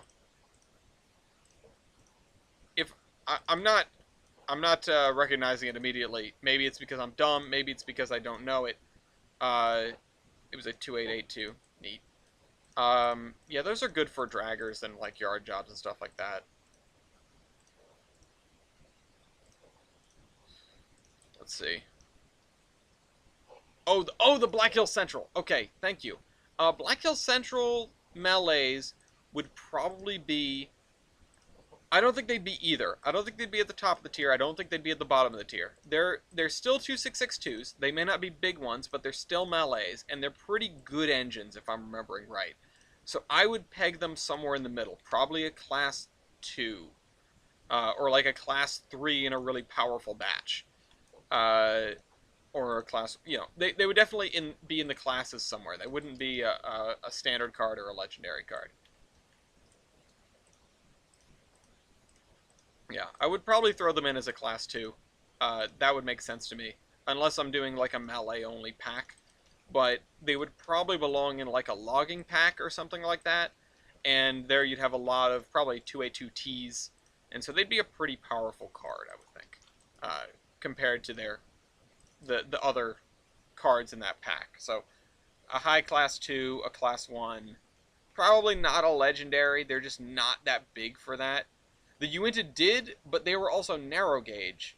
Uh, so that, you know, the thing about the Uinta 2662s is that they have a really distinct legacy. And I think I feel like they would be, and this is possibly my own personal bias talking, but I feel like as far as legendaries go, I would put a Uinta Malay in as a legendary before I would put in one of the Black Hills Central Malays. And that's not because I don't like the Black Hills Central Malays, but it's because the Uinta Malays are very special. They served on one of the most ridiculous railroads in America, uh, and they themselves are ridiculous engines, but at the same time, they're also narrow gauge, so they're not as powerful as a 2662 is on the face of it, but they're also Hercules was an Iron Horseman character, and they had this weird legacy of working on the Uinta and then going to the Sumter and then getting redone and then going to Guatemala and then getting left there until the probably 70s, 80s, 90s when they were cut up at some point. So one of the things, like I was saying, one of the things that would determine rarity would have to be just the legacy. Like, how much would people want this engine? And yeah, I bet a lot of people would like a Black Hills 2662. I bet a lot more people would gladly trade that for a Uinta 50 or Uinta 51. Now, I could see a Uinta 51 or 50 being one of the legendaries in a Railroads Online themed pack. Be a pack for each gauge. I mean, there'd probably be several packs for standard gauge, or many packs for standard gauge. Probably a handful of packs for 3-foot, and at least one pack for 2-foot. Maybe more, depending on how many different engine classes we can get good stats for. I mean, part of this endeavor would probably be a joint venture with SteamLocomotive.com, so that like we could have these stat sheets be filled out, and so that they could tell me, hey, I'm updating these things. You're going to need to take note of that when you mint your next set of cards, or you're going to need to issue some sort of retraction or something. So, and honestly, I probably wouldn't issue any retractions. Broken cards that are out there would stay broken. I mean, what are you going to do? But that's, if something gets updated, then it's worth slating that engine for reprinting, or bring out another engine of the class as a as a new card, so that there can be ones with the corrected stats out there. But yeah. So yeah, it would probably be more than one pack for most gauges. Certainly more than one pack for standard gauge. Probably more than one pack for 3-foot gauge. There are a lot of engines that you can pick from. So yeah, exactly. And the broken cards become more valuable because they're unique. That's exactly true. Um, just like any misprint cards, stuff like that. Also, the other thing is, they may have been broken to their own advantage. There were numbers that were screwed up that helped the GMAM Garrett win when it did, or maybe did it win? No, yeah, it did, or at least helped get it some points, and that's the kind of thing where if you have screw-ups like that, sometimes they're going to benefit the engine, sometimes they're going to hurt it. And you're going to have to deal with that. You're going to have to worry about your game balance a little bit and worry about the effect that might have. But also, once those cards are out there, they're out there, and they might just be, those individual cards will be more valuable because they are the prefix cards. And it's numbers. It's not like we can change the meaning of something after the fact.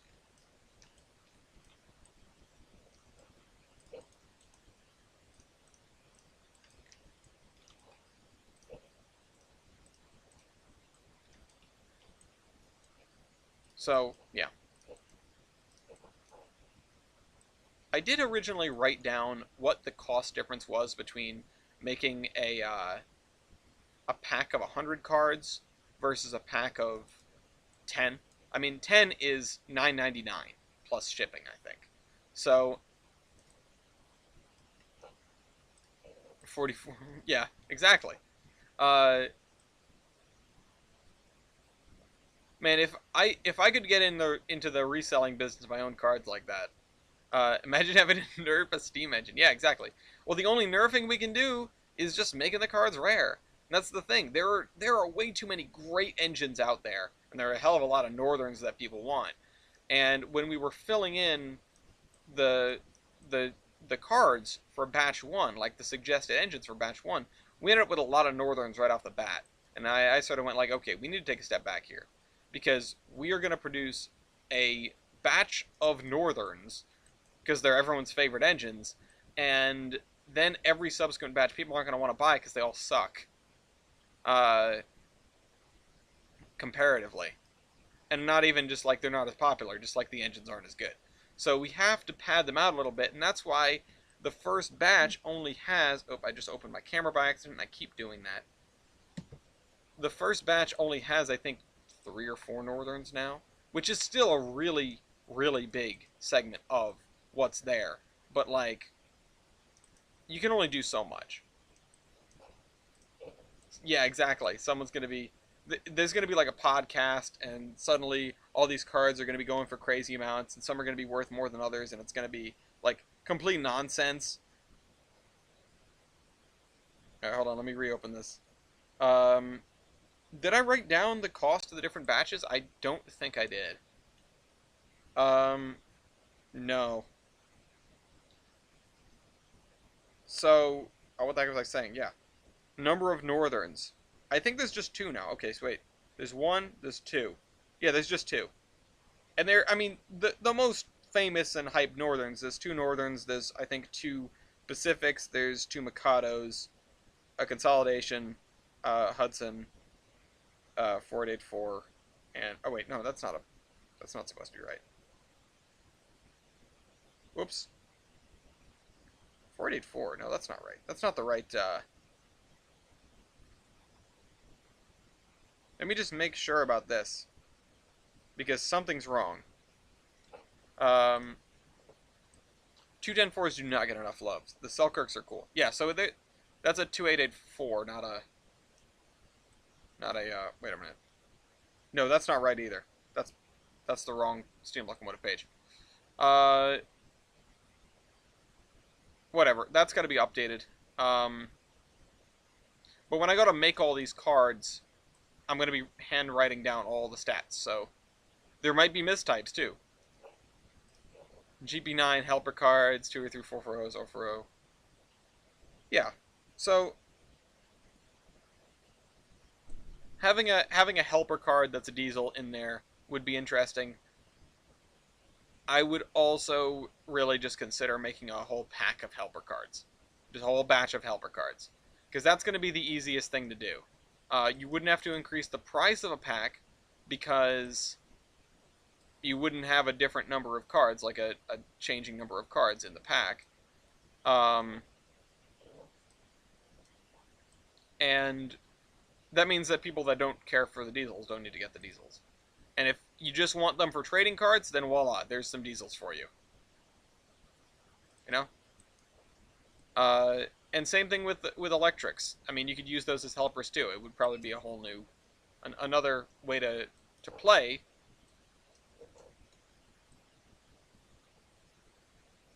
It'd be kind of interesting how you would make that happen. What what sort of gameplay shenanigans would you have to do to bring a helper in, or to have a helper make sense? And yeah, maybe you can just use it as additional stats to try and get to 20. But at the same time, oh, this is supposed to be like a crappy beach here. That's right. At the same time, you could also do it um, like you can just sub in those stats. When you're hit with stats that you don't think you can win, you use your helper's numbers instead, which would be kind of neat and really, really shenaniganous. I would actually be willing to try that at one point. Um, you just have like an E8 helper, and somebody asks number built, and yeah. Well, see, what do you mean season 3? We've had so many seasons. Uh, it's like somebody asks, yeah, somebody asks number built, and you've got a locomotive that was just a prototype and only had one built of it or something, but you also have like the E8 helper card, and you use the number built of E8s instead, and just crush. So,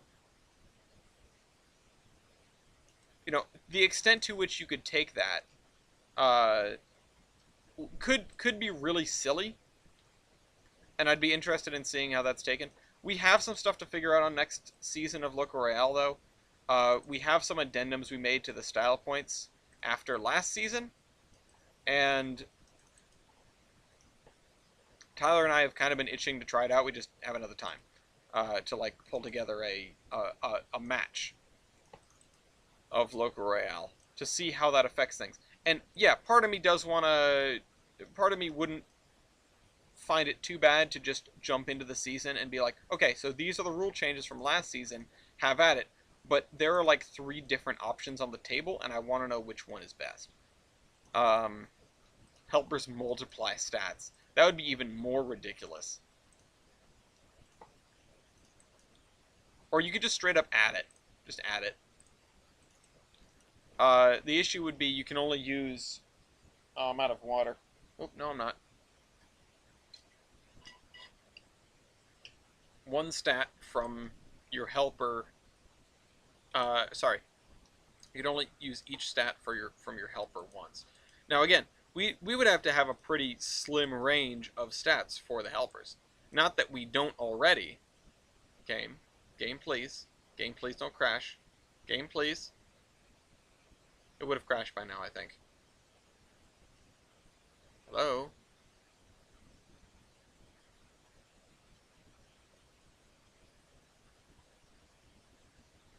Usually doesn't hang for this long.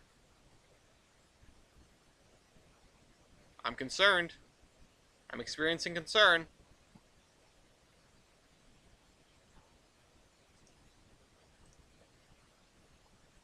Supply horsepower plus power to train turns only not number. Well, I would like to. Really? Are you frozen for real? Come on, pull yourself together. It's trying to do something. It's chewing up part of my CPU, just not a lot of it.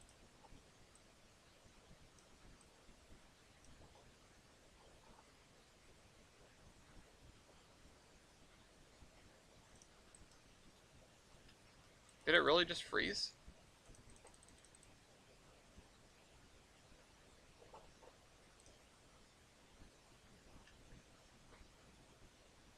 Haven't had this happen in a hot minute.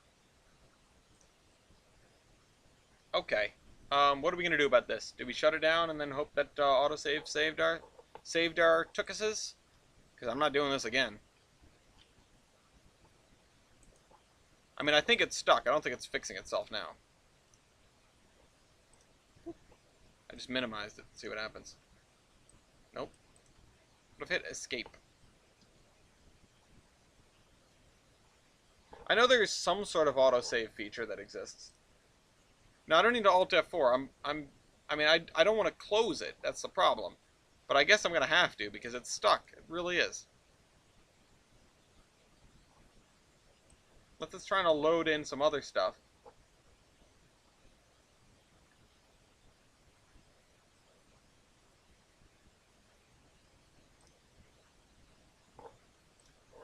I just hit the X. See what happens.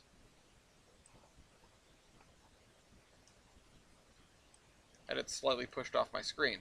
No, I can't do anything. I'm stuck.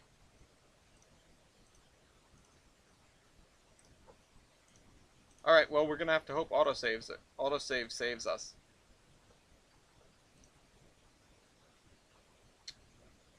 Get on my screen. Here's what we're looking at. Not great. Alright, end task. Goodbye. I'll miss you. Okay, where is my games? Games folder. Here you are.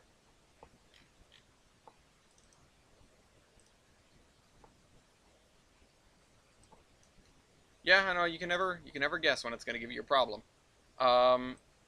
Loaded back in pretty quick. Driver surveyor. I mean, it didn't ask me to do a database repair, so there's that. 063. Edit session. Use changes. Hopefully I didn't lose too much over here. Either way, we're going to move on to the next portion of the show anyway. Whatever is done is done. Whatever's not done is not done. We'll come back to it next week. So let me do this.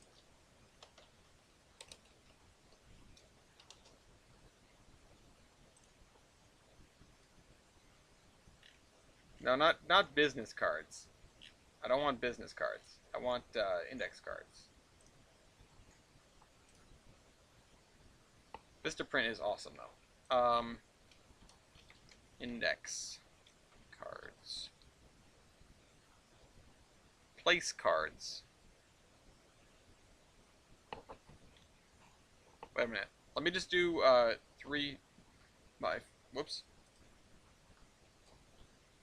5.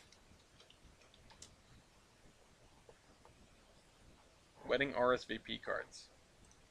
I 100% had note cards. That's what it was, I think. Double-sided full printing available. Yeah, so 10 recommended. Oh, sorry, 5 by 5, 5.5 by 4.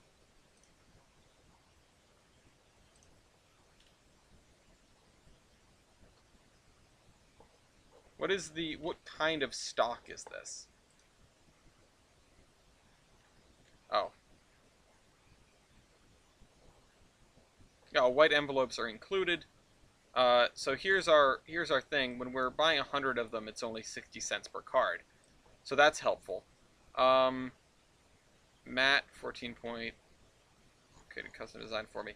So let's flat 5.5 by 4, which is index card enough.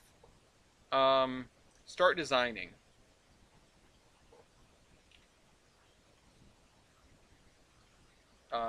Let's just do like a really basic one. Oh, it sounds like we're back in. Yeah, we are. Okay.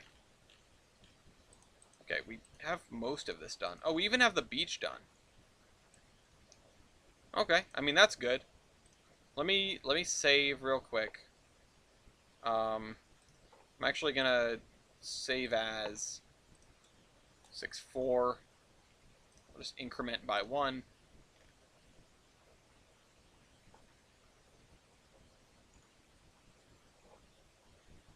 Let's just do this. I mean, gold foil makes it more expensive. No foil. Select this design. If we do a backside, is that more expensive? That's my question. Okay, no. This is the backside. Full color included. $10. Next. Let's just see. We're just seeing. I reviewed and approved my design. Yes. Just go for regular mat. $9.99, 10 note cards. I really just, I want to continue as guest because I want to know how much it'll cost to ship. Custom envelopes, return address envelopes. No, white envelopes. White envelopes are fine.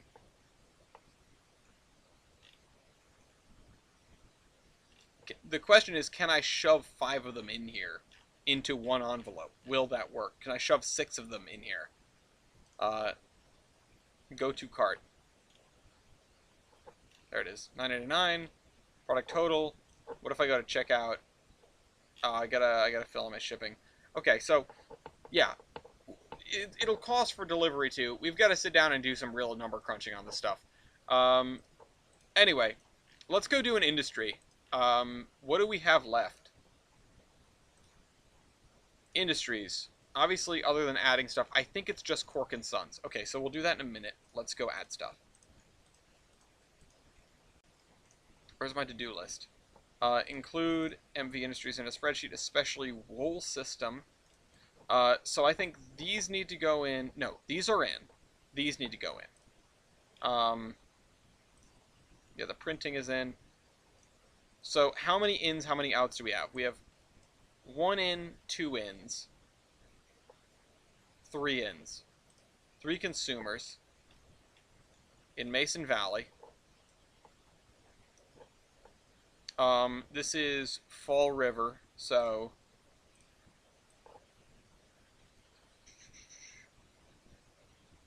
move this down by, messed up a little bit. Mason Valley under Cooper Lumber above Gabbard Signal Company. 1, 2, 3. And we have 1 new output, which is just the goods.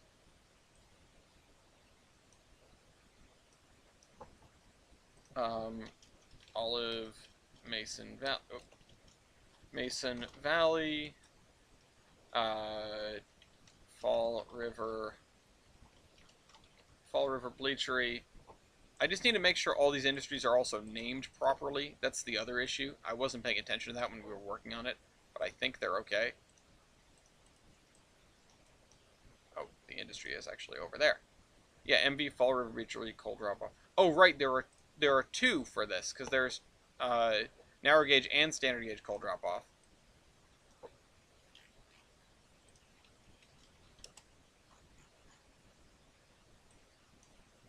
So down here, Fall River Tree. I'm just gonna go down like that. Let's see, Fall River Bleachery. The output is, I think, just called Warehouse 1 or something similar, like something simple like that. And it's this one. Yes, Warehouse 1. And then it's General Goods out box. We are outboxed. And we'll fill those numbers in. So we've got 128 units.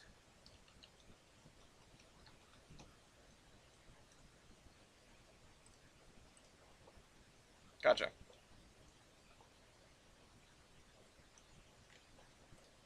Over here we need some side.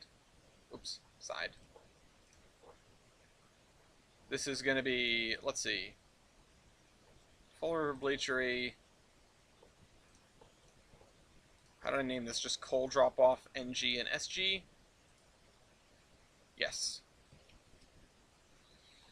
Probably going to be at the top. Oops, NG comes up first.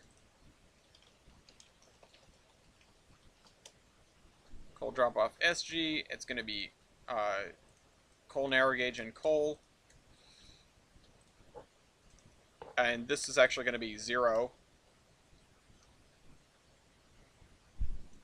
Because it's not actually designed to consume any. Although, actually, I take that back. It is going to be, the maximum is going to be whatever the coal is for this, which is 218,160 divided by 2, which I can do really easily by doing this. equals 218,160 divided by 109. Yeah, that looks right. Put that there also. And then 109,080 for the narrow gauge. That will be providing all of the coal.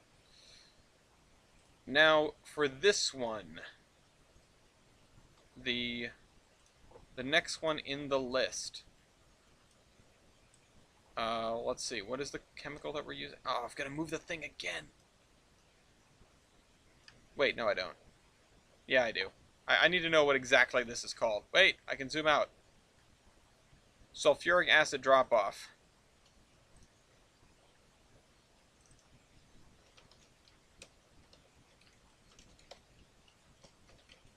Sulfuric acid drop-off.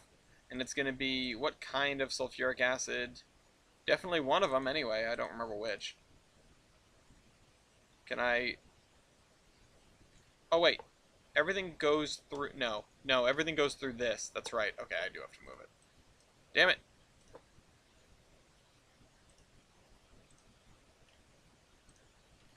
So if you're sulfur acid, 87%.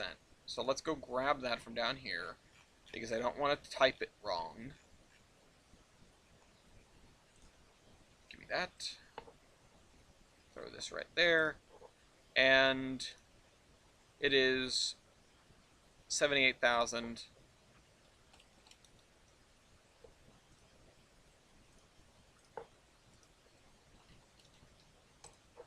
Why can't you just be centered?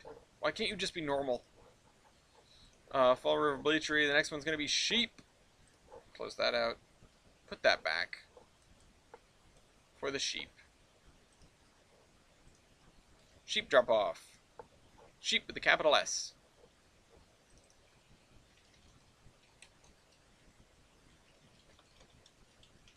Sheep. 50. Okay, so those are in. Let's go over to Cork. Cork and Sons. Anybody say anything over here? Nope. Anybody say anything over here? Wish I had trains for all of them. Oh, that'd be fun.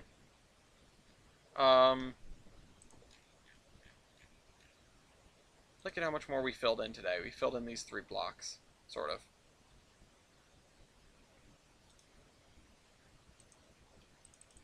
Okay, over to Olive. Yeah, that is sort of the goal of Tolbrynd, or it was the goal of Tolbrynd, to build this ludicrously enormous map, but also have it be large enough that you could basically start a scenario and never leave. There's always going to be stuff to do around here. Now, it's a furniture company. Here's something that I'm curious about. Commodity balance. And I think these things are set up properly for the moment, but I will have to redo them all.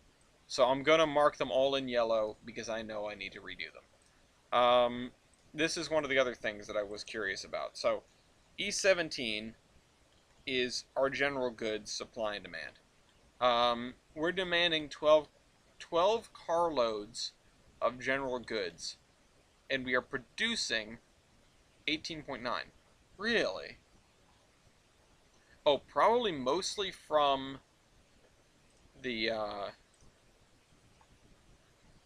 yeah, hold on. Probably mostly from the pulp mill? No? Because that isn't actually producing... It is producing 80, but that's 2 carloads. So that's not a ton. This is actually producing... Wait a minute. 128 versus 80. Something's not right. Oh, this is automatically calced. That's right. So it's not... Wait, M13, which is... Where are you? Whoa. Shucks. Oh yeah, it's assuming that all of this is going to there, which is another, because this is 400,000, which is this. Yeah, it's assuming all the wood chips are going to this. It's also not a lot of wood chips. And because this isn't a lot of production here. We could get so much more out of this if we really wanted to. We're only doing, let's see, lumber mill, logs. We're taking in 160. We could take in 10,000 logs a day if we wanted to. And this 160, if I'm just going to check real quick, logs, we should have this all squared away. Also, we're demanding more than we're producing? That doesn't seem right. Hold on, let's check on our other things really quick. Producer industries, olive branch, forestry, logs. Ah, we're not producing any. Even if we were to take out 10 carloads, that's 100 logs. 10 carloads, does that balance it out? No, but it gets real close. So if we take out 20 carloads, that's 200 logs. And now we are up by 9. So we're going to have to balance that eventually as like this number I can change. But that's unimportant right now. I was really just thinking about that because I was curious if it made sense to try and make this industry also produce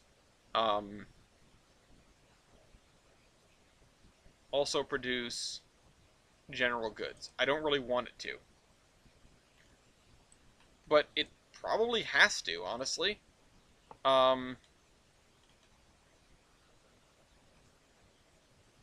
If I go back to the loads, I know we don't have anything else that really makes sense here, except for maybe some product crates. But again, that sort of implies that they're just making the crates. The other thing is, do we have any industries that are consuming empty pallets?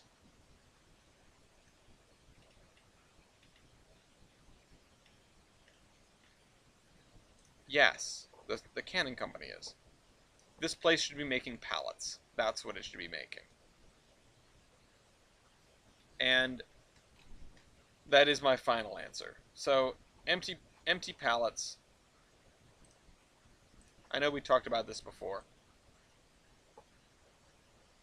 Make pallets and make... Oh man, what else are you gonna make?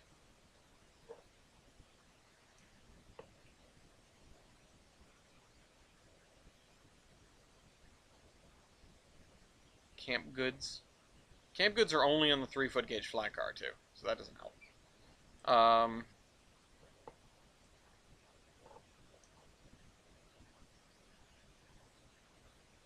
Invisible cows. Always. Always make invisible cows. Farm equipment, which is like trucks. Fertilizer bag pallet. I mean, this could always just be a totally different, like... You know what? I think we're just going to have it make stupid amounts of pallets. Now, we have 2 loading spots, and I probably am going to ignore this one. And I probably want to pull this one all the way to here. So, let's grab that and move it.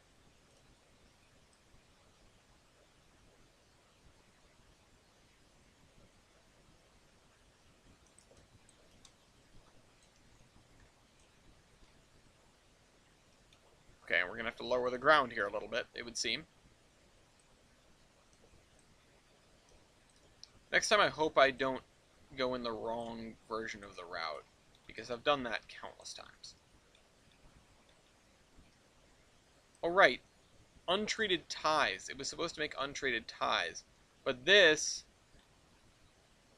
Yeah, this is making treated pieces of wood. Okay, so that was it. Now, this doesn't have a tail track, so we need to add that. Oh good, I was already on it. It heard me.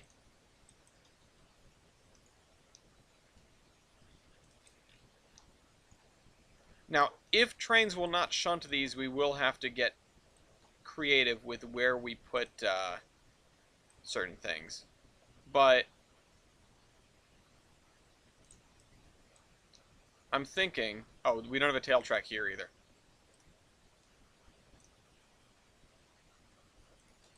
There we go. We need to move this guy into where he belongs, which is right over here.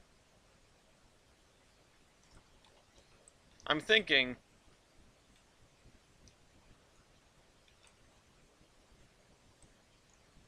that we just have this unloading... Man, I don't know. This is an awkward industry to load a lot of stuff from. Especially considering you're going to just be running loads of logs or lumber from here to there, and then back and back and back and back and back and back and back and back. In fact, this could be like an all-day affair, where as long as nothing's happening over here, you have a shunter that's just moving cars back and forth. Or singular cars.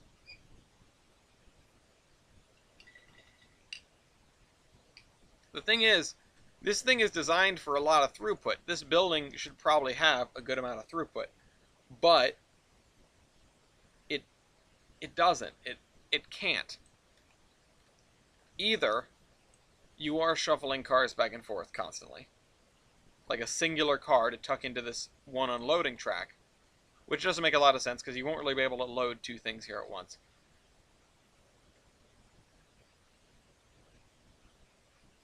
Or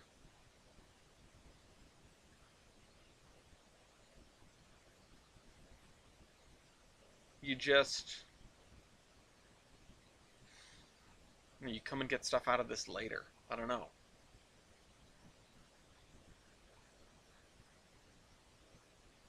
I mean, hell, at this point, you're better off having a conveyor belt that goes back and forth between them. Or like even an industry link. I wonder if I could do that. I wonder if I could industry link stuff from here to there.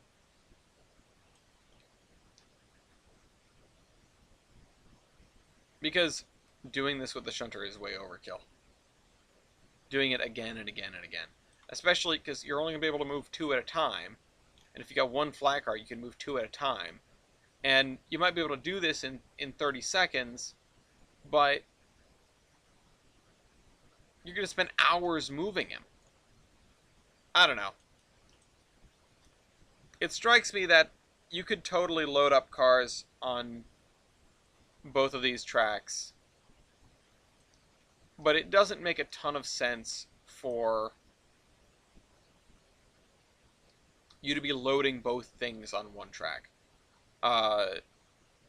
So this is going to be one of your unloading. This is going to be one of your loadings. Your unloading is probably going to be this one in the back.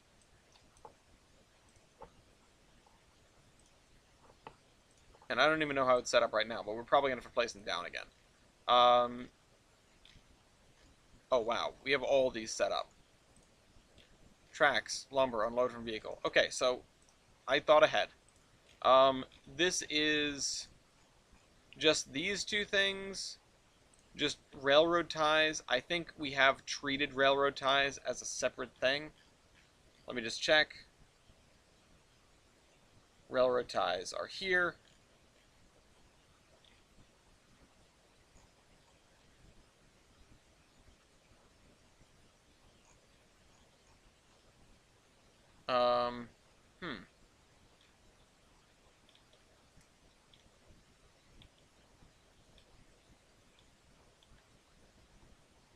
Don't actually know now. Wait a minute.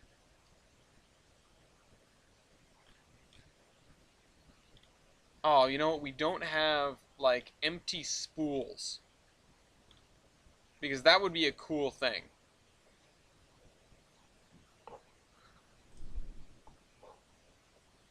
GU44. Yeah, I know. I don't know why there isn't an AI that could do the stuff we gave the Wibbles, because they're dumb.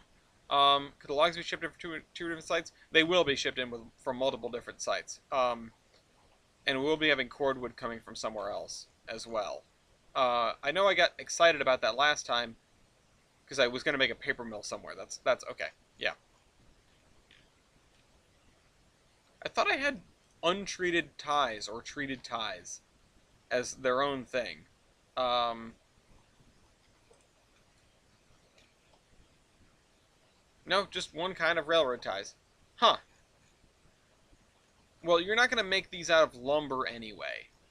So, still comes back to the problem.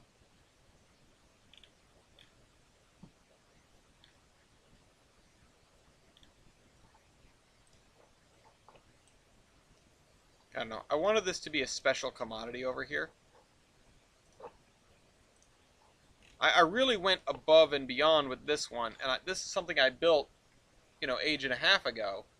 Um, and we have 3 unloading spots, and we don't need them.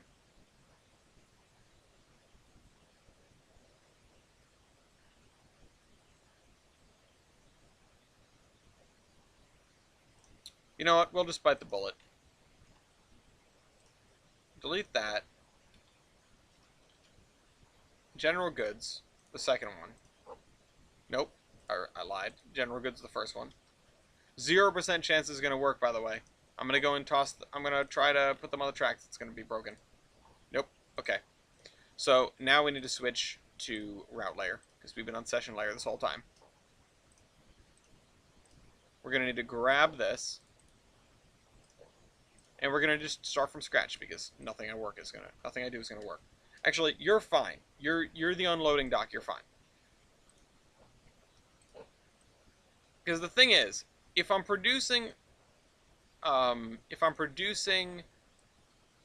pallets, I want to produce a lot of pallets. I don't want to skimp on the pallet production. So I want to be able to move a lot of cars in and out of here. But if I'm doing doing ties, it's basically the same thing. I want to do a lot of ties. And ties, I think, are too thick to make out of the lumber that we're dealing with here. So that would mean that it makes more sense to just do ties at their own facility, where you can do also the creosoting, than it is to do them here. So I'm not going to do them here.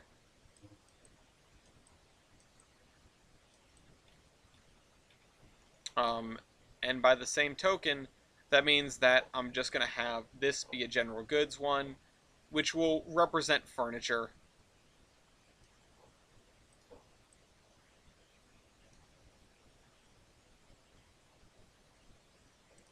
Yeah. It won't be the high priority special boxcar that I would hope it was, but they're all kind of going to the same place at this point anyway. So, it's going to be an interesting one. So, you are the lumber. That means I don't have to change the name. OL Cork and Sons Furniture Lumber Drop Off. I'm just going to call it Spot 2.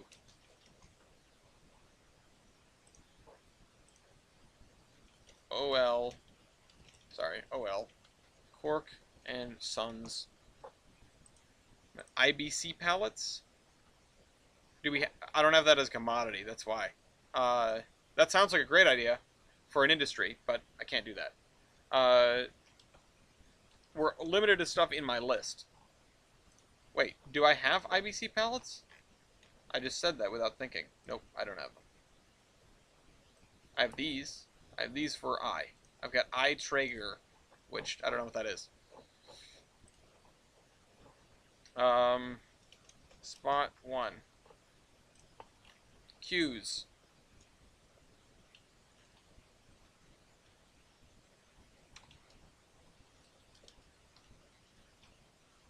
Empty 2.4 meter pallets. Yes. Okay. Before I screw anything up, I'm going to set this. You're going to load them into vehicle. What flat car is that they're on? Because I would like that flat car. Actually, that's a good question. Do I have that flat car?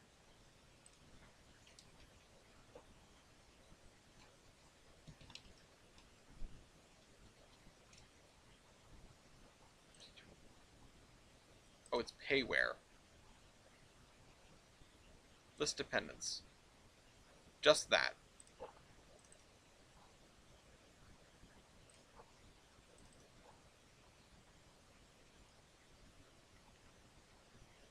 Oh, that is a European rail car. Okay. Weird. Okay. Never mind. Get rid of that. Get rid of that for now.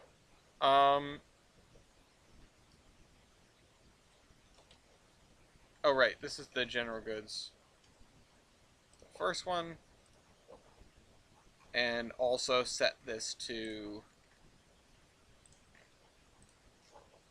general goods. It's only going to produce one carload. So if I'm remembering right, that is 16 of them. Yeah. Size 32. Right? That's 16 of them. There's going to be 16 of them. I need to double check because I don't want to screw this up. General goods. Outbox, 16 of them. 16 of them are here. Oh, whoops. And I've neglected my own procedure. Nope. Items. 16 of those. Waybill, 50%. Tracks, load into vehicle. Processes, nothing, because that will not be the main attraction here. I'm going to get rid of all these other things so that nothing starts to get screwed up. That said, it's already screwed up. So, you're taking in, let's see, it says 12, and I do want to set the waybill to 50%. But, I feel like we could do with more than that. See, this is 6 carloads.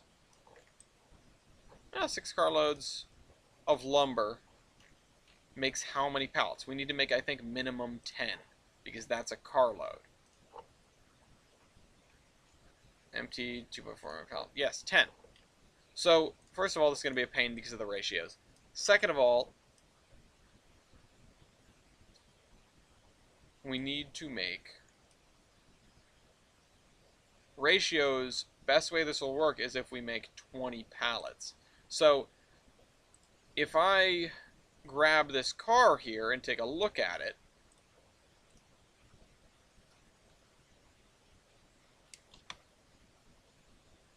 and look at the pallets, I want to estimate how much lumber you might need to make one, assuming there's no or minimal waste. Where are the pallets?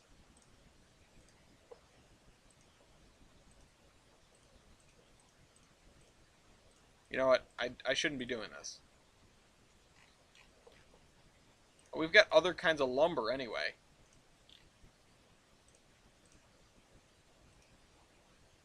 Why didn't I just look for the icon? So,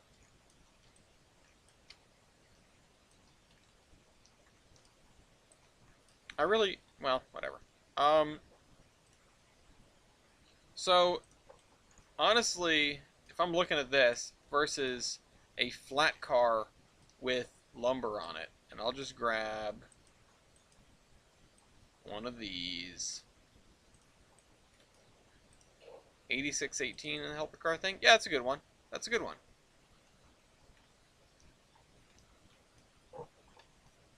Where'd it go? It's over here.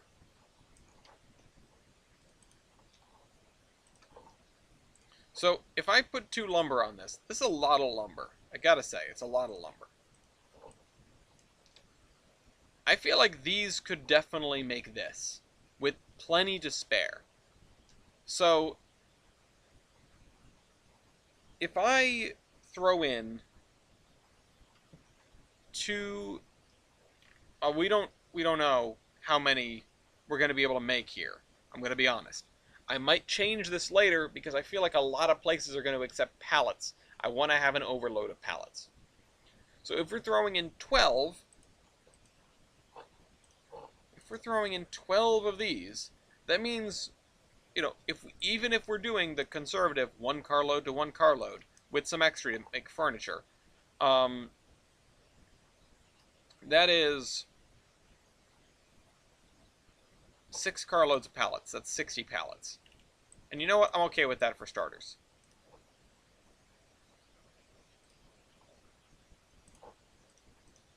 Yeah, no kidding it would be, but we don't have the flat car. We just have this. Um, so I'm not even going to seed it right now. I'm just gonna make it work. 2.4 meter pallets loaded in a vehicle.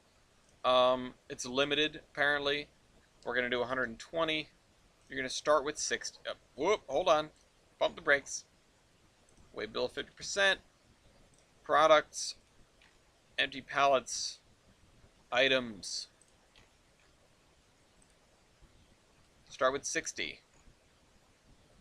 Divide everything by 4. We can put 4 into 60. Yes, we can.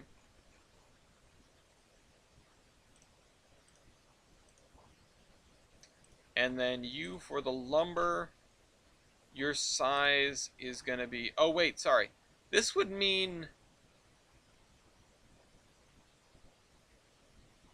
Yeah, you know what? I'm fine with this. Pretty fine with this. We'll pretend that the sides fold down or something. I don't know. So you put in... So this is 12, which means we're only putting in 3 carloads. And we're getting at a lot. But I think what I'm going to do here is make the size 20. So we're putting in 5 carloads. And getting out 6 of these and 1 of these. Wait, no, that would be 10 carloads. No, it wouldn't. I'm dumb. Because I'm forgetting how my own numbering works, just for the moment. Oh, also, this is also in tons. Don't want that. Want that to be in items. Now we are going to need to set this up for production, which means I need lumber in here. That sounds like a thing that would exist. And general goods, the first one. Ooh, excuse me. We're going to set both of these way bills to 0, 0. You're going to start with 10 with a max units of 20. General goods, you're going to start with 32. Need to set everything to items real quick.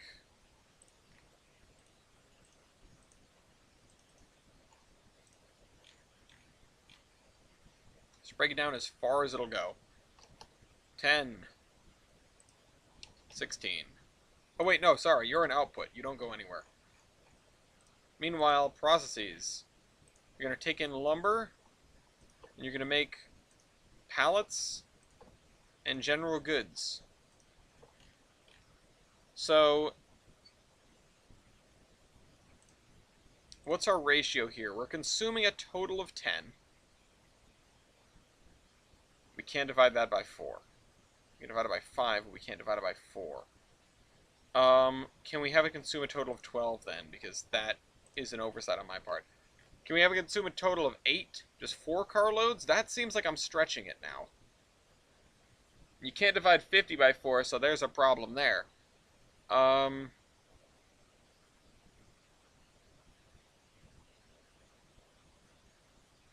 We'll do it. We'll stretch reality. Reality can be whatever I want.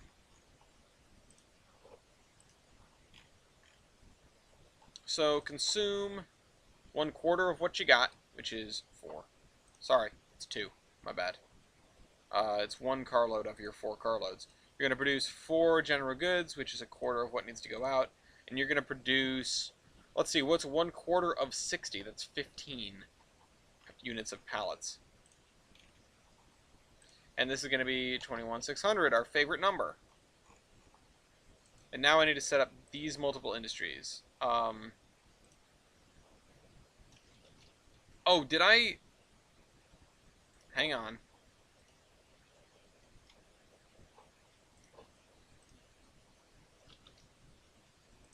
Spot 2. You moved lumber. I'm going to delete that. Yeah. OL Cork and Sons Furniture Siding.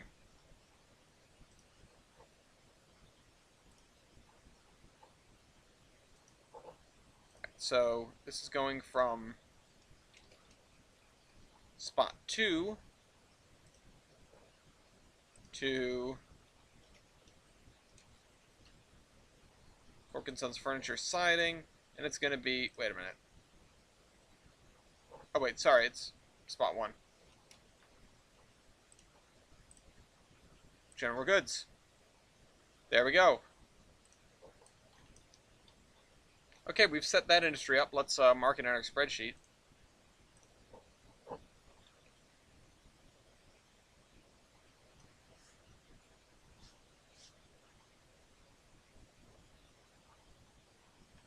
On the spreadsheet. Here. Sorry, I just zoned out for a second thinking about the doodads. So, yeah, we're getting rid of one of these. Delete. Nope, no, my bad. Hold on. Pump the brakes on that. Delete cells, shift cells up. Yes. So this is all set. It's what it's doing now. This is Cork and Sons Furniture, spot 1. This is Cork and Sons Furniture siding. We've got another 20 minutes after this, which is going to be good. Good for fixing stuff. 60, 60, which is 6 carloads. Commodity, general goods outbox, which is 16, 16. Those numbers are possible to change, and we might change them later. But Cork and Sons Furniture, spot 2, takes in lumber, takes in 8. There we go.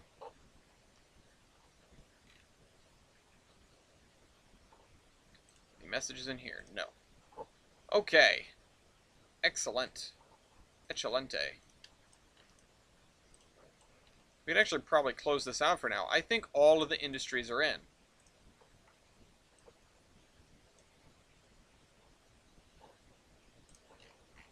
So we just have to update the spreadsheet a little bit. Oh, wait a minute. We missed one. That's right. We have...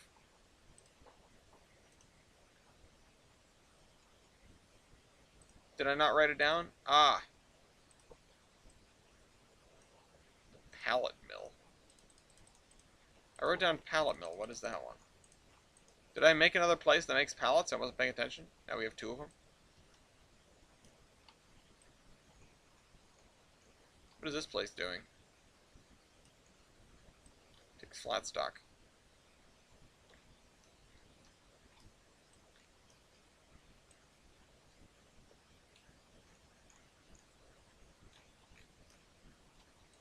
I don't know. I don't know what what I meant by the pallet mill. I guess I meant the other thing because there's no pallet mill here. Check my wool mill and pallet mill. Lion head. We need to do lion head. Well, you know what? We'll have to leave this for next time because I don't have time to do the Lionhead Industries right now. That will be something nice to do. So meanwhile, let's do this. Now, the thing with these marked in red is that their queue is too high to use. But with the new command, which, if you want to look at these commands really quick, actually I'll just do one here. Instant load of the product, it now goes down to 20 instead of 10. So we can clear a bunch of these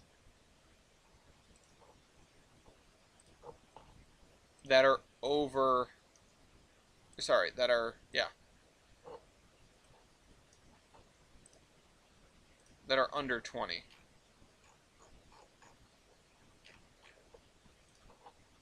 This has nothing that loads it. Here's one. Not that we would ever use that. This one is the same. river stones and road stone. Oops, hold on.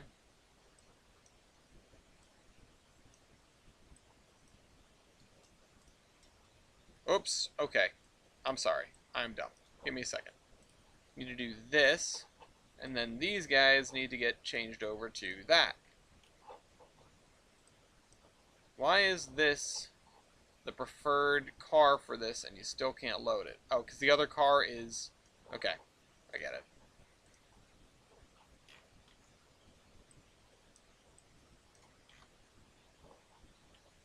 Why is steel rods highlighted?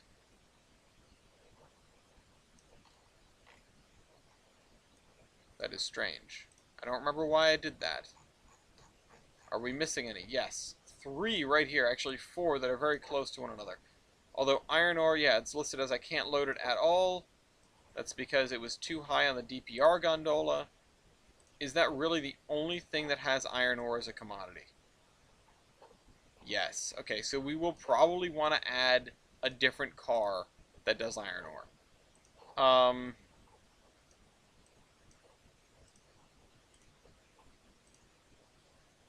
I know of at least one, but I'm sure there are several more.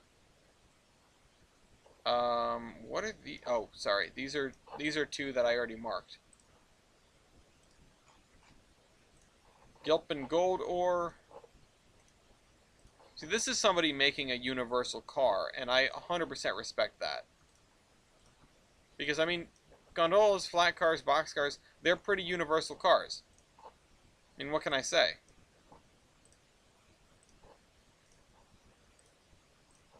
They should be able to cover, to hold everything under the sun. Okay, so that's done. Gilpin gold ore, I can mark off that list there. If we see another red thing, we can fix it. There we go, there's one. I would expect a lot of things in this to have it, because it goes up pretty high. But it's not typical for a car to have this many commodities in the same queue. So I would say it's uncommon. I would say it's maybe a class 3 or 2.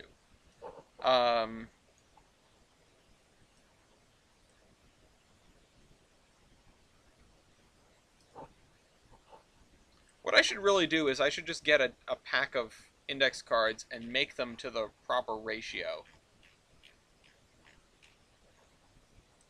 And see what the cards come out as.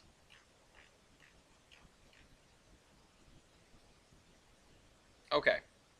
And the only reason I'm hesitating on doing more of that today is because my throat is starting to hurt. I don't have any water. Delete that row. So, while we're here, we've got 10 more minutes. We can figure this part out too. So, this is our supply and demand. This is everything we've got on the route. Well, it's not everything. In fact, I should start by doing this.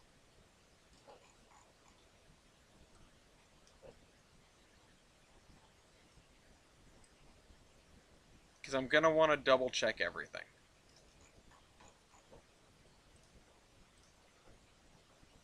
First off, let's start with empty 2.4 meter pallets, which is something we absolutely don't have because I just got that. So it's going to be here. We're going to have to insert a row here.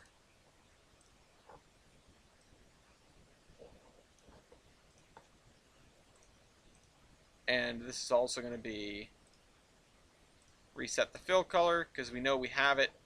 Reset that except for the one at the end there. And then pull all this stuff down. So we're producing 10, or sorry, units per carload is 10. We're producing 6, we're consuming 1, we have 50 left over. And we haven't determined distribution of anything yet. We will do that later. Next. General goods out box. Now this is one of the ones that we know is fine. And it's definitely there. So, lumber. Lumber is also in this list. 2 per carload.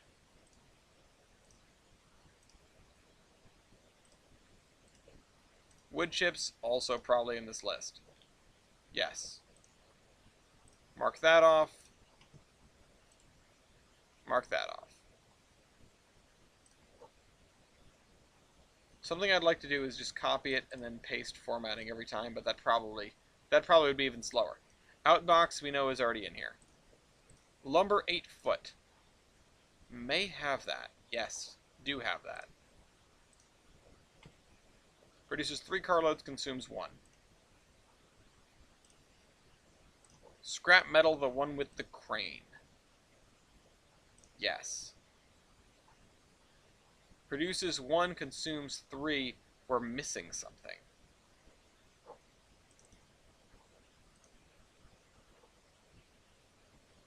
Aren't we? There's another... The scrapyard produces 1. The seaside industry in Mason's Landing should also produce 2. Ah, because it's the wrong kind of scrap metal, isn't it? Let's go check. Or this is intentionally a different kind of scrap metal so that we can sort it out. No, that looks like the crane to me. There we go. So these 2 are good. This is why we check. We produce 3 and we consume 3 at the recycling center. Milk cans 20 gallon. I don't actually think we have that. No, we do. I lied. We're producing 4 carloads of them and doing nothing with them. Those are probably going to go to Bellington for distribution. Limestone aggregate. Now that's something we may not have. Hijkli. Limestone aggregate would be right here. And we're going to want to copy it over from here, assuming that that is copied over properly. We're producing a total of 6 carloads of it. That makes sense. And we do actually know where that's going to go. That's going to go to Bellington, or South Bellington, where there's the plant there. Let me mark down beach towel special. Under here, pulpwood and Shoreham Tramway. What was I writing down?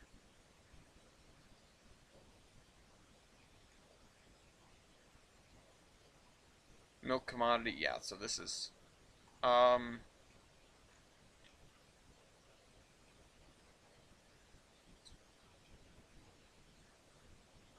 should probably just start getting rid of the stuff that's done.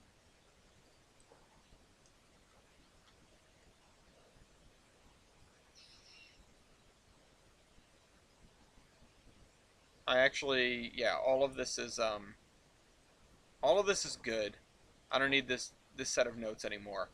But I do want to maintain this for some of this anyway.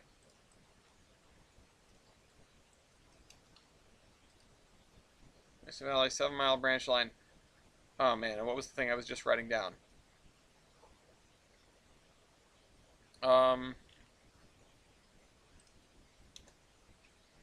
Limestone aggregate from GRR Mainline Industries,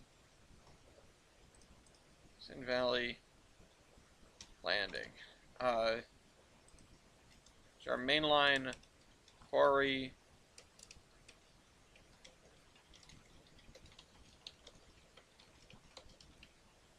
Make sure I've written that down. In fact, I should make a new section for that. Oh, I deleted the wrong thing.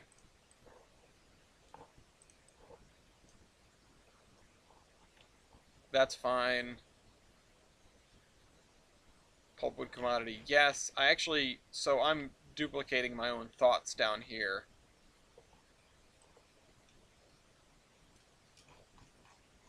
And I need to organize that.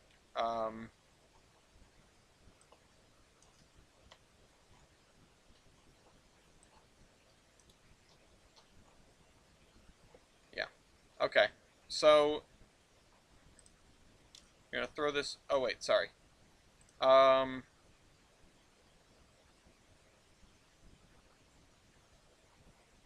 Paper mill and other milling in Wombeck.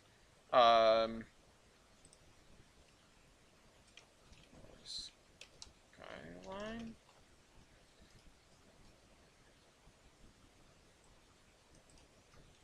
Pulpwood comes from a town on VMR. Southern Arab Peninsula.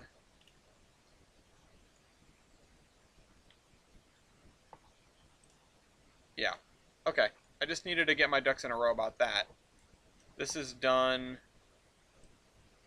This is done. I mean, that's already all sorted. You guys are getting some behind the scenes over here. Not that it really matters. Okay, let me sort my thoughts out. I've got another 4 minutes to figure this stuff out. Now that that's good, limestone aggregate is in there. We gotta finish this. So coal. Everything with coal has gotta go. Meanwhile, we can actually mark off wood chips, but we'll come around to that when we get back to it. Coal, we know coal is in here.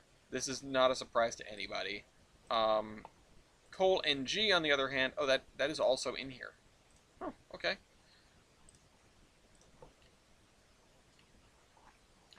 Everything else is consuming coal, and that's the only thing that produces it. Coal transfer in Mason Valley. Oh, that's from the narrow gauge. Duh. Coal, coal, coal. Yeah, mark all those off. Okay, general goods outbox, we already sorted that one out. In crate, this is just because it's a goods transfer, and it's not doing anything right now. We also kind of need to have this commodity set up so that the consumer and the producer are linked. Let me do that. And I wish I could put in, like, show a tentative number differently. Maybe I could show this in italics instead of gray. But that's sort of my... A tentative number will be in italics.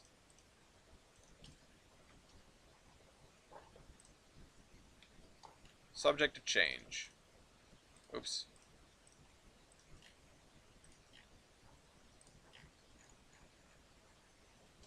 That way I can show a little bit of both. Instead of having them be yellow, because I feel like that's not helpful. Again, this uses M13, which this is a number that is tentative, so it should not have a fill color, but this is a number that is automatically calculated, so it should have a fill color, and it's also tentative. But, you know, this doesn't need a fill color.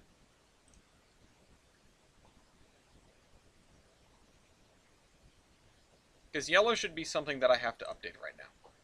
So just scrap, regular scrap. Yeah, we have that.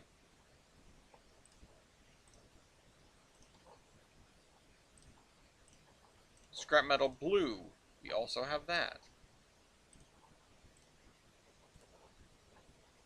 If I was this methodical at work, I would never make a single mistake, I swear to God.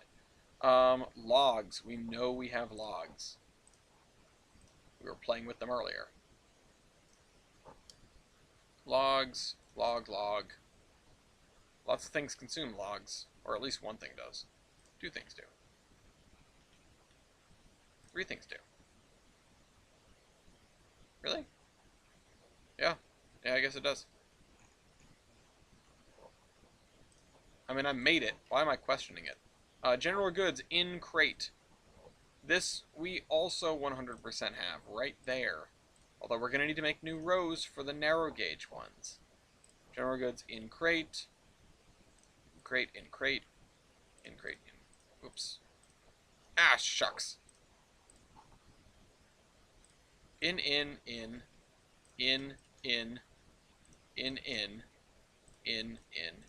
And to think, All of those put together is still not more than we're producing. Beer pallets that I saw. We have that. And I think that's the only thing that produces them. Lumber we already addressed. Wood chips we already addressed. Sheep. Oh, one more thing. This is 50, not 40. Where's the sheep? Oh, I already set that one because it's consuming the sheep. So that one is set correctly. Commodity balance. Sheep. Units per carload 25, 2 and 2. Yes. And I thought I put a box around it by accident for a minute. Mark those off. These guys, log transfer narrow gauge. This is the receiving side, so this is a automatically calculated commodity, and it's tied to log transfer SG on this side. So equals that.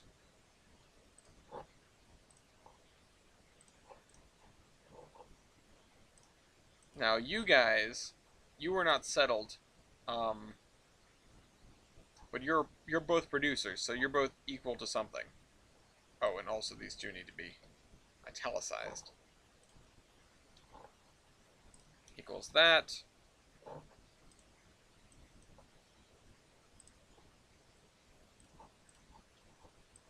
And actually, we're going to set you to this.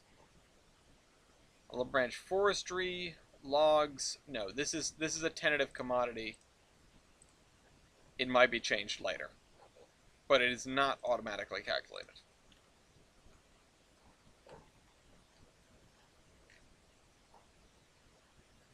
All right, next column.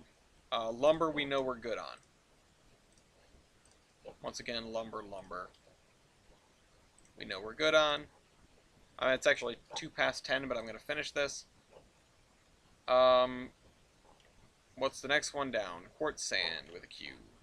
Oh, are we actually doing quartz sand on anything anymore? Oh, yeah, marzipan bulbs is taking quartz sand. So, quartz sand. 2 carloads. Are they both to marzipan bulbs? No, there's one there, and there's one that goes to the brewery, if I remember right. There it is. LPG to Granada Enterprise, which is something we don't have. Well, I'm in OP, so up here. Yes, I had to do that. Oh, whoops. Before I copy it over, let's reset it so we can just grab it and not fix it twice. LPG. There we go.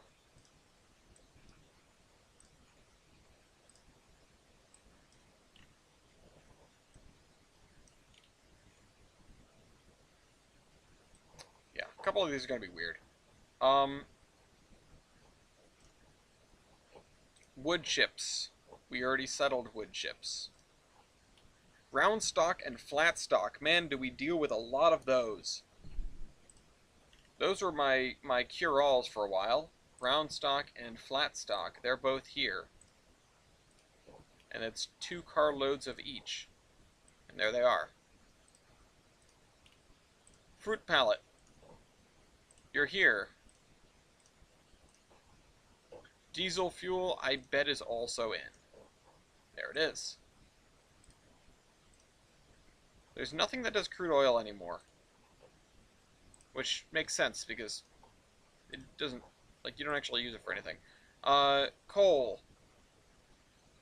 Coal narrow gauge, already here. I'm actually kind of surprised. Lumber we know is good. Sulfur acid 87%. This one has to go, because I'm fairly certain that was not put in. That's a new one. Insert one row above, sulfur acid 87%. And let's just come over here and drag this down like so. Consuming 2 carloads. Cable roll. Also a new one. KAB. Oh no, it's not a new one. It's here. I stand corrected. Ammonia. This might be a new one. Yes, it is. Oops.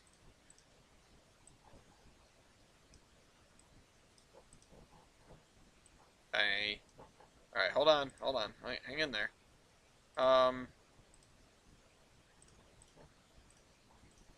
Let's do this and do that. Okay.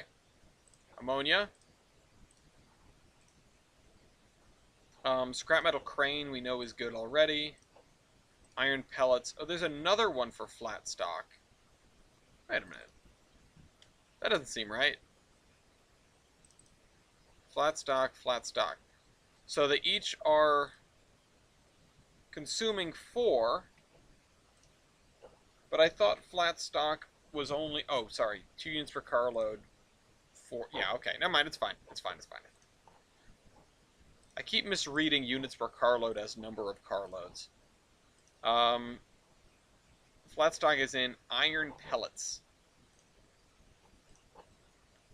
Yes, we have iron pellets. Fruit pallet. Also pretty sure we have fruit pallet.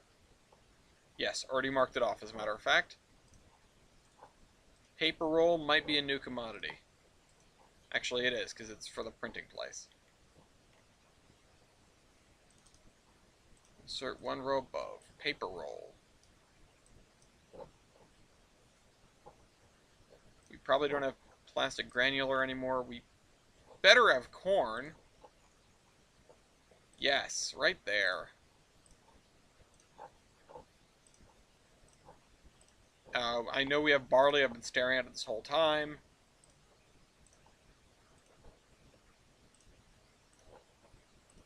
Hops, I think, is the same deal. We're getting to the bottom of the list here.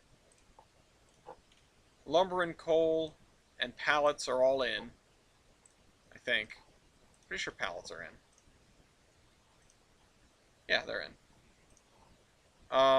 Diesel fuel, I think we already addressed that it's there.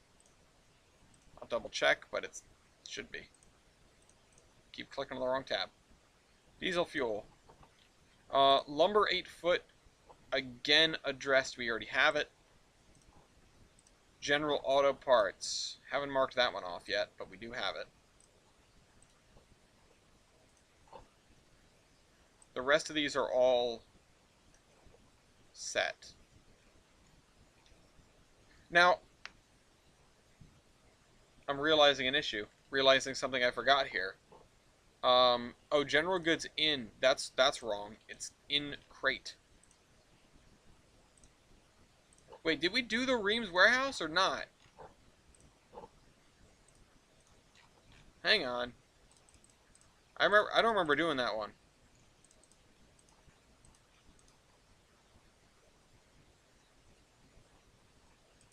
Oh yeah, no, we did. We did both of these.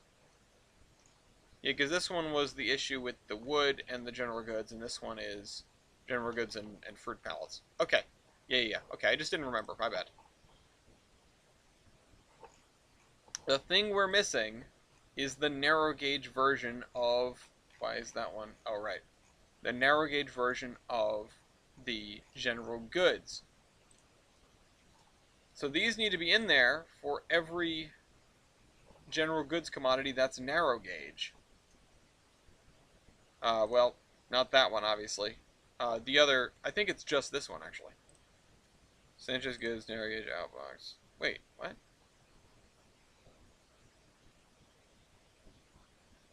Oh yeah, narrow gauge. In crate, narrow gauge. Out box. And these need to be put in the commodity balance also. Which means what I'm actually going to do is I'm just going to insert 1 row above twice. I'm going to delete these, and I'm going to go grab the set of 4 from the other tab, so that they're in the same order. There we go. 1, 2, 3, 4. Bam, there we go. You notice the narrow gauge ones aren't used yet. Obviously. Industries. Okay, those are all good. Fruit pallets good. Trailers, HP, and general auto parts we know are good.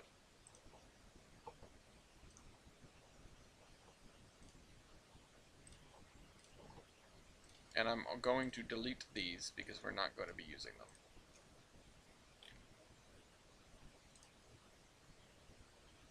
Delete. Oops, wait a minute. What happened there? There we go. Delete selected rows. There, we should be taking care of everything. I don't think there's anything up in Lionhead that isn't on this sheet. So we should be fine. Actually, the Elvira grain probably isn't on this sheet. That's a different problem. But we don't know what we're having there yet. By the way, this is what all we've got, by the way. So we need to figure out where these things are going, where they're coming from, like the pallets. I mean, we know that the limestone aggregate is going to go to Bellington, so I can say 6 carloads of limestone aggregate, or sorry, is going, and that balances it out over there. Logs, lumber, milk cans, paper rolls, all this stuff, we need to figure out where it's going eventually, and set it up like that. So, and that's the other thing. This will help us keep track of if we are demanding a bunch of,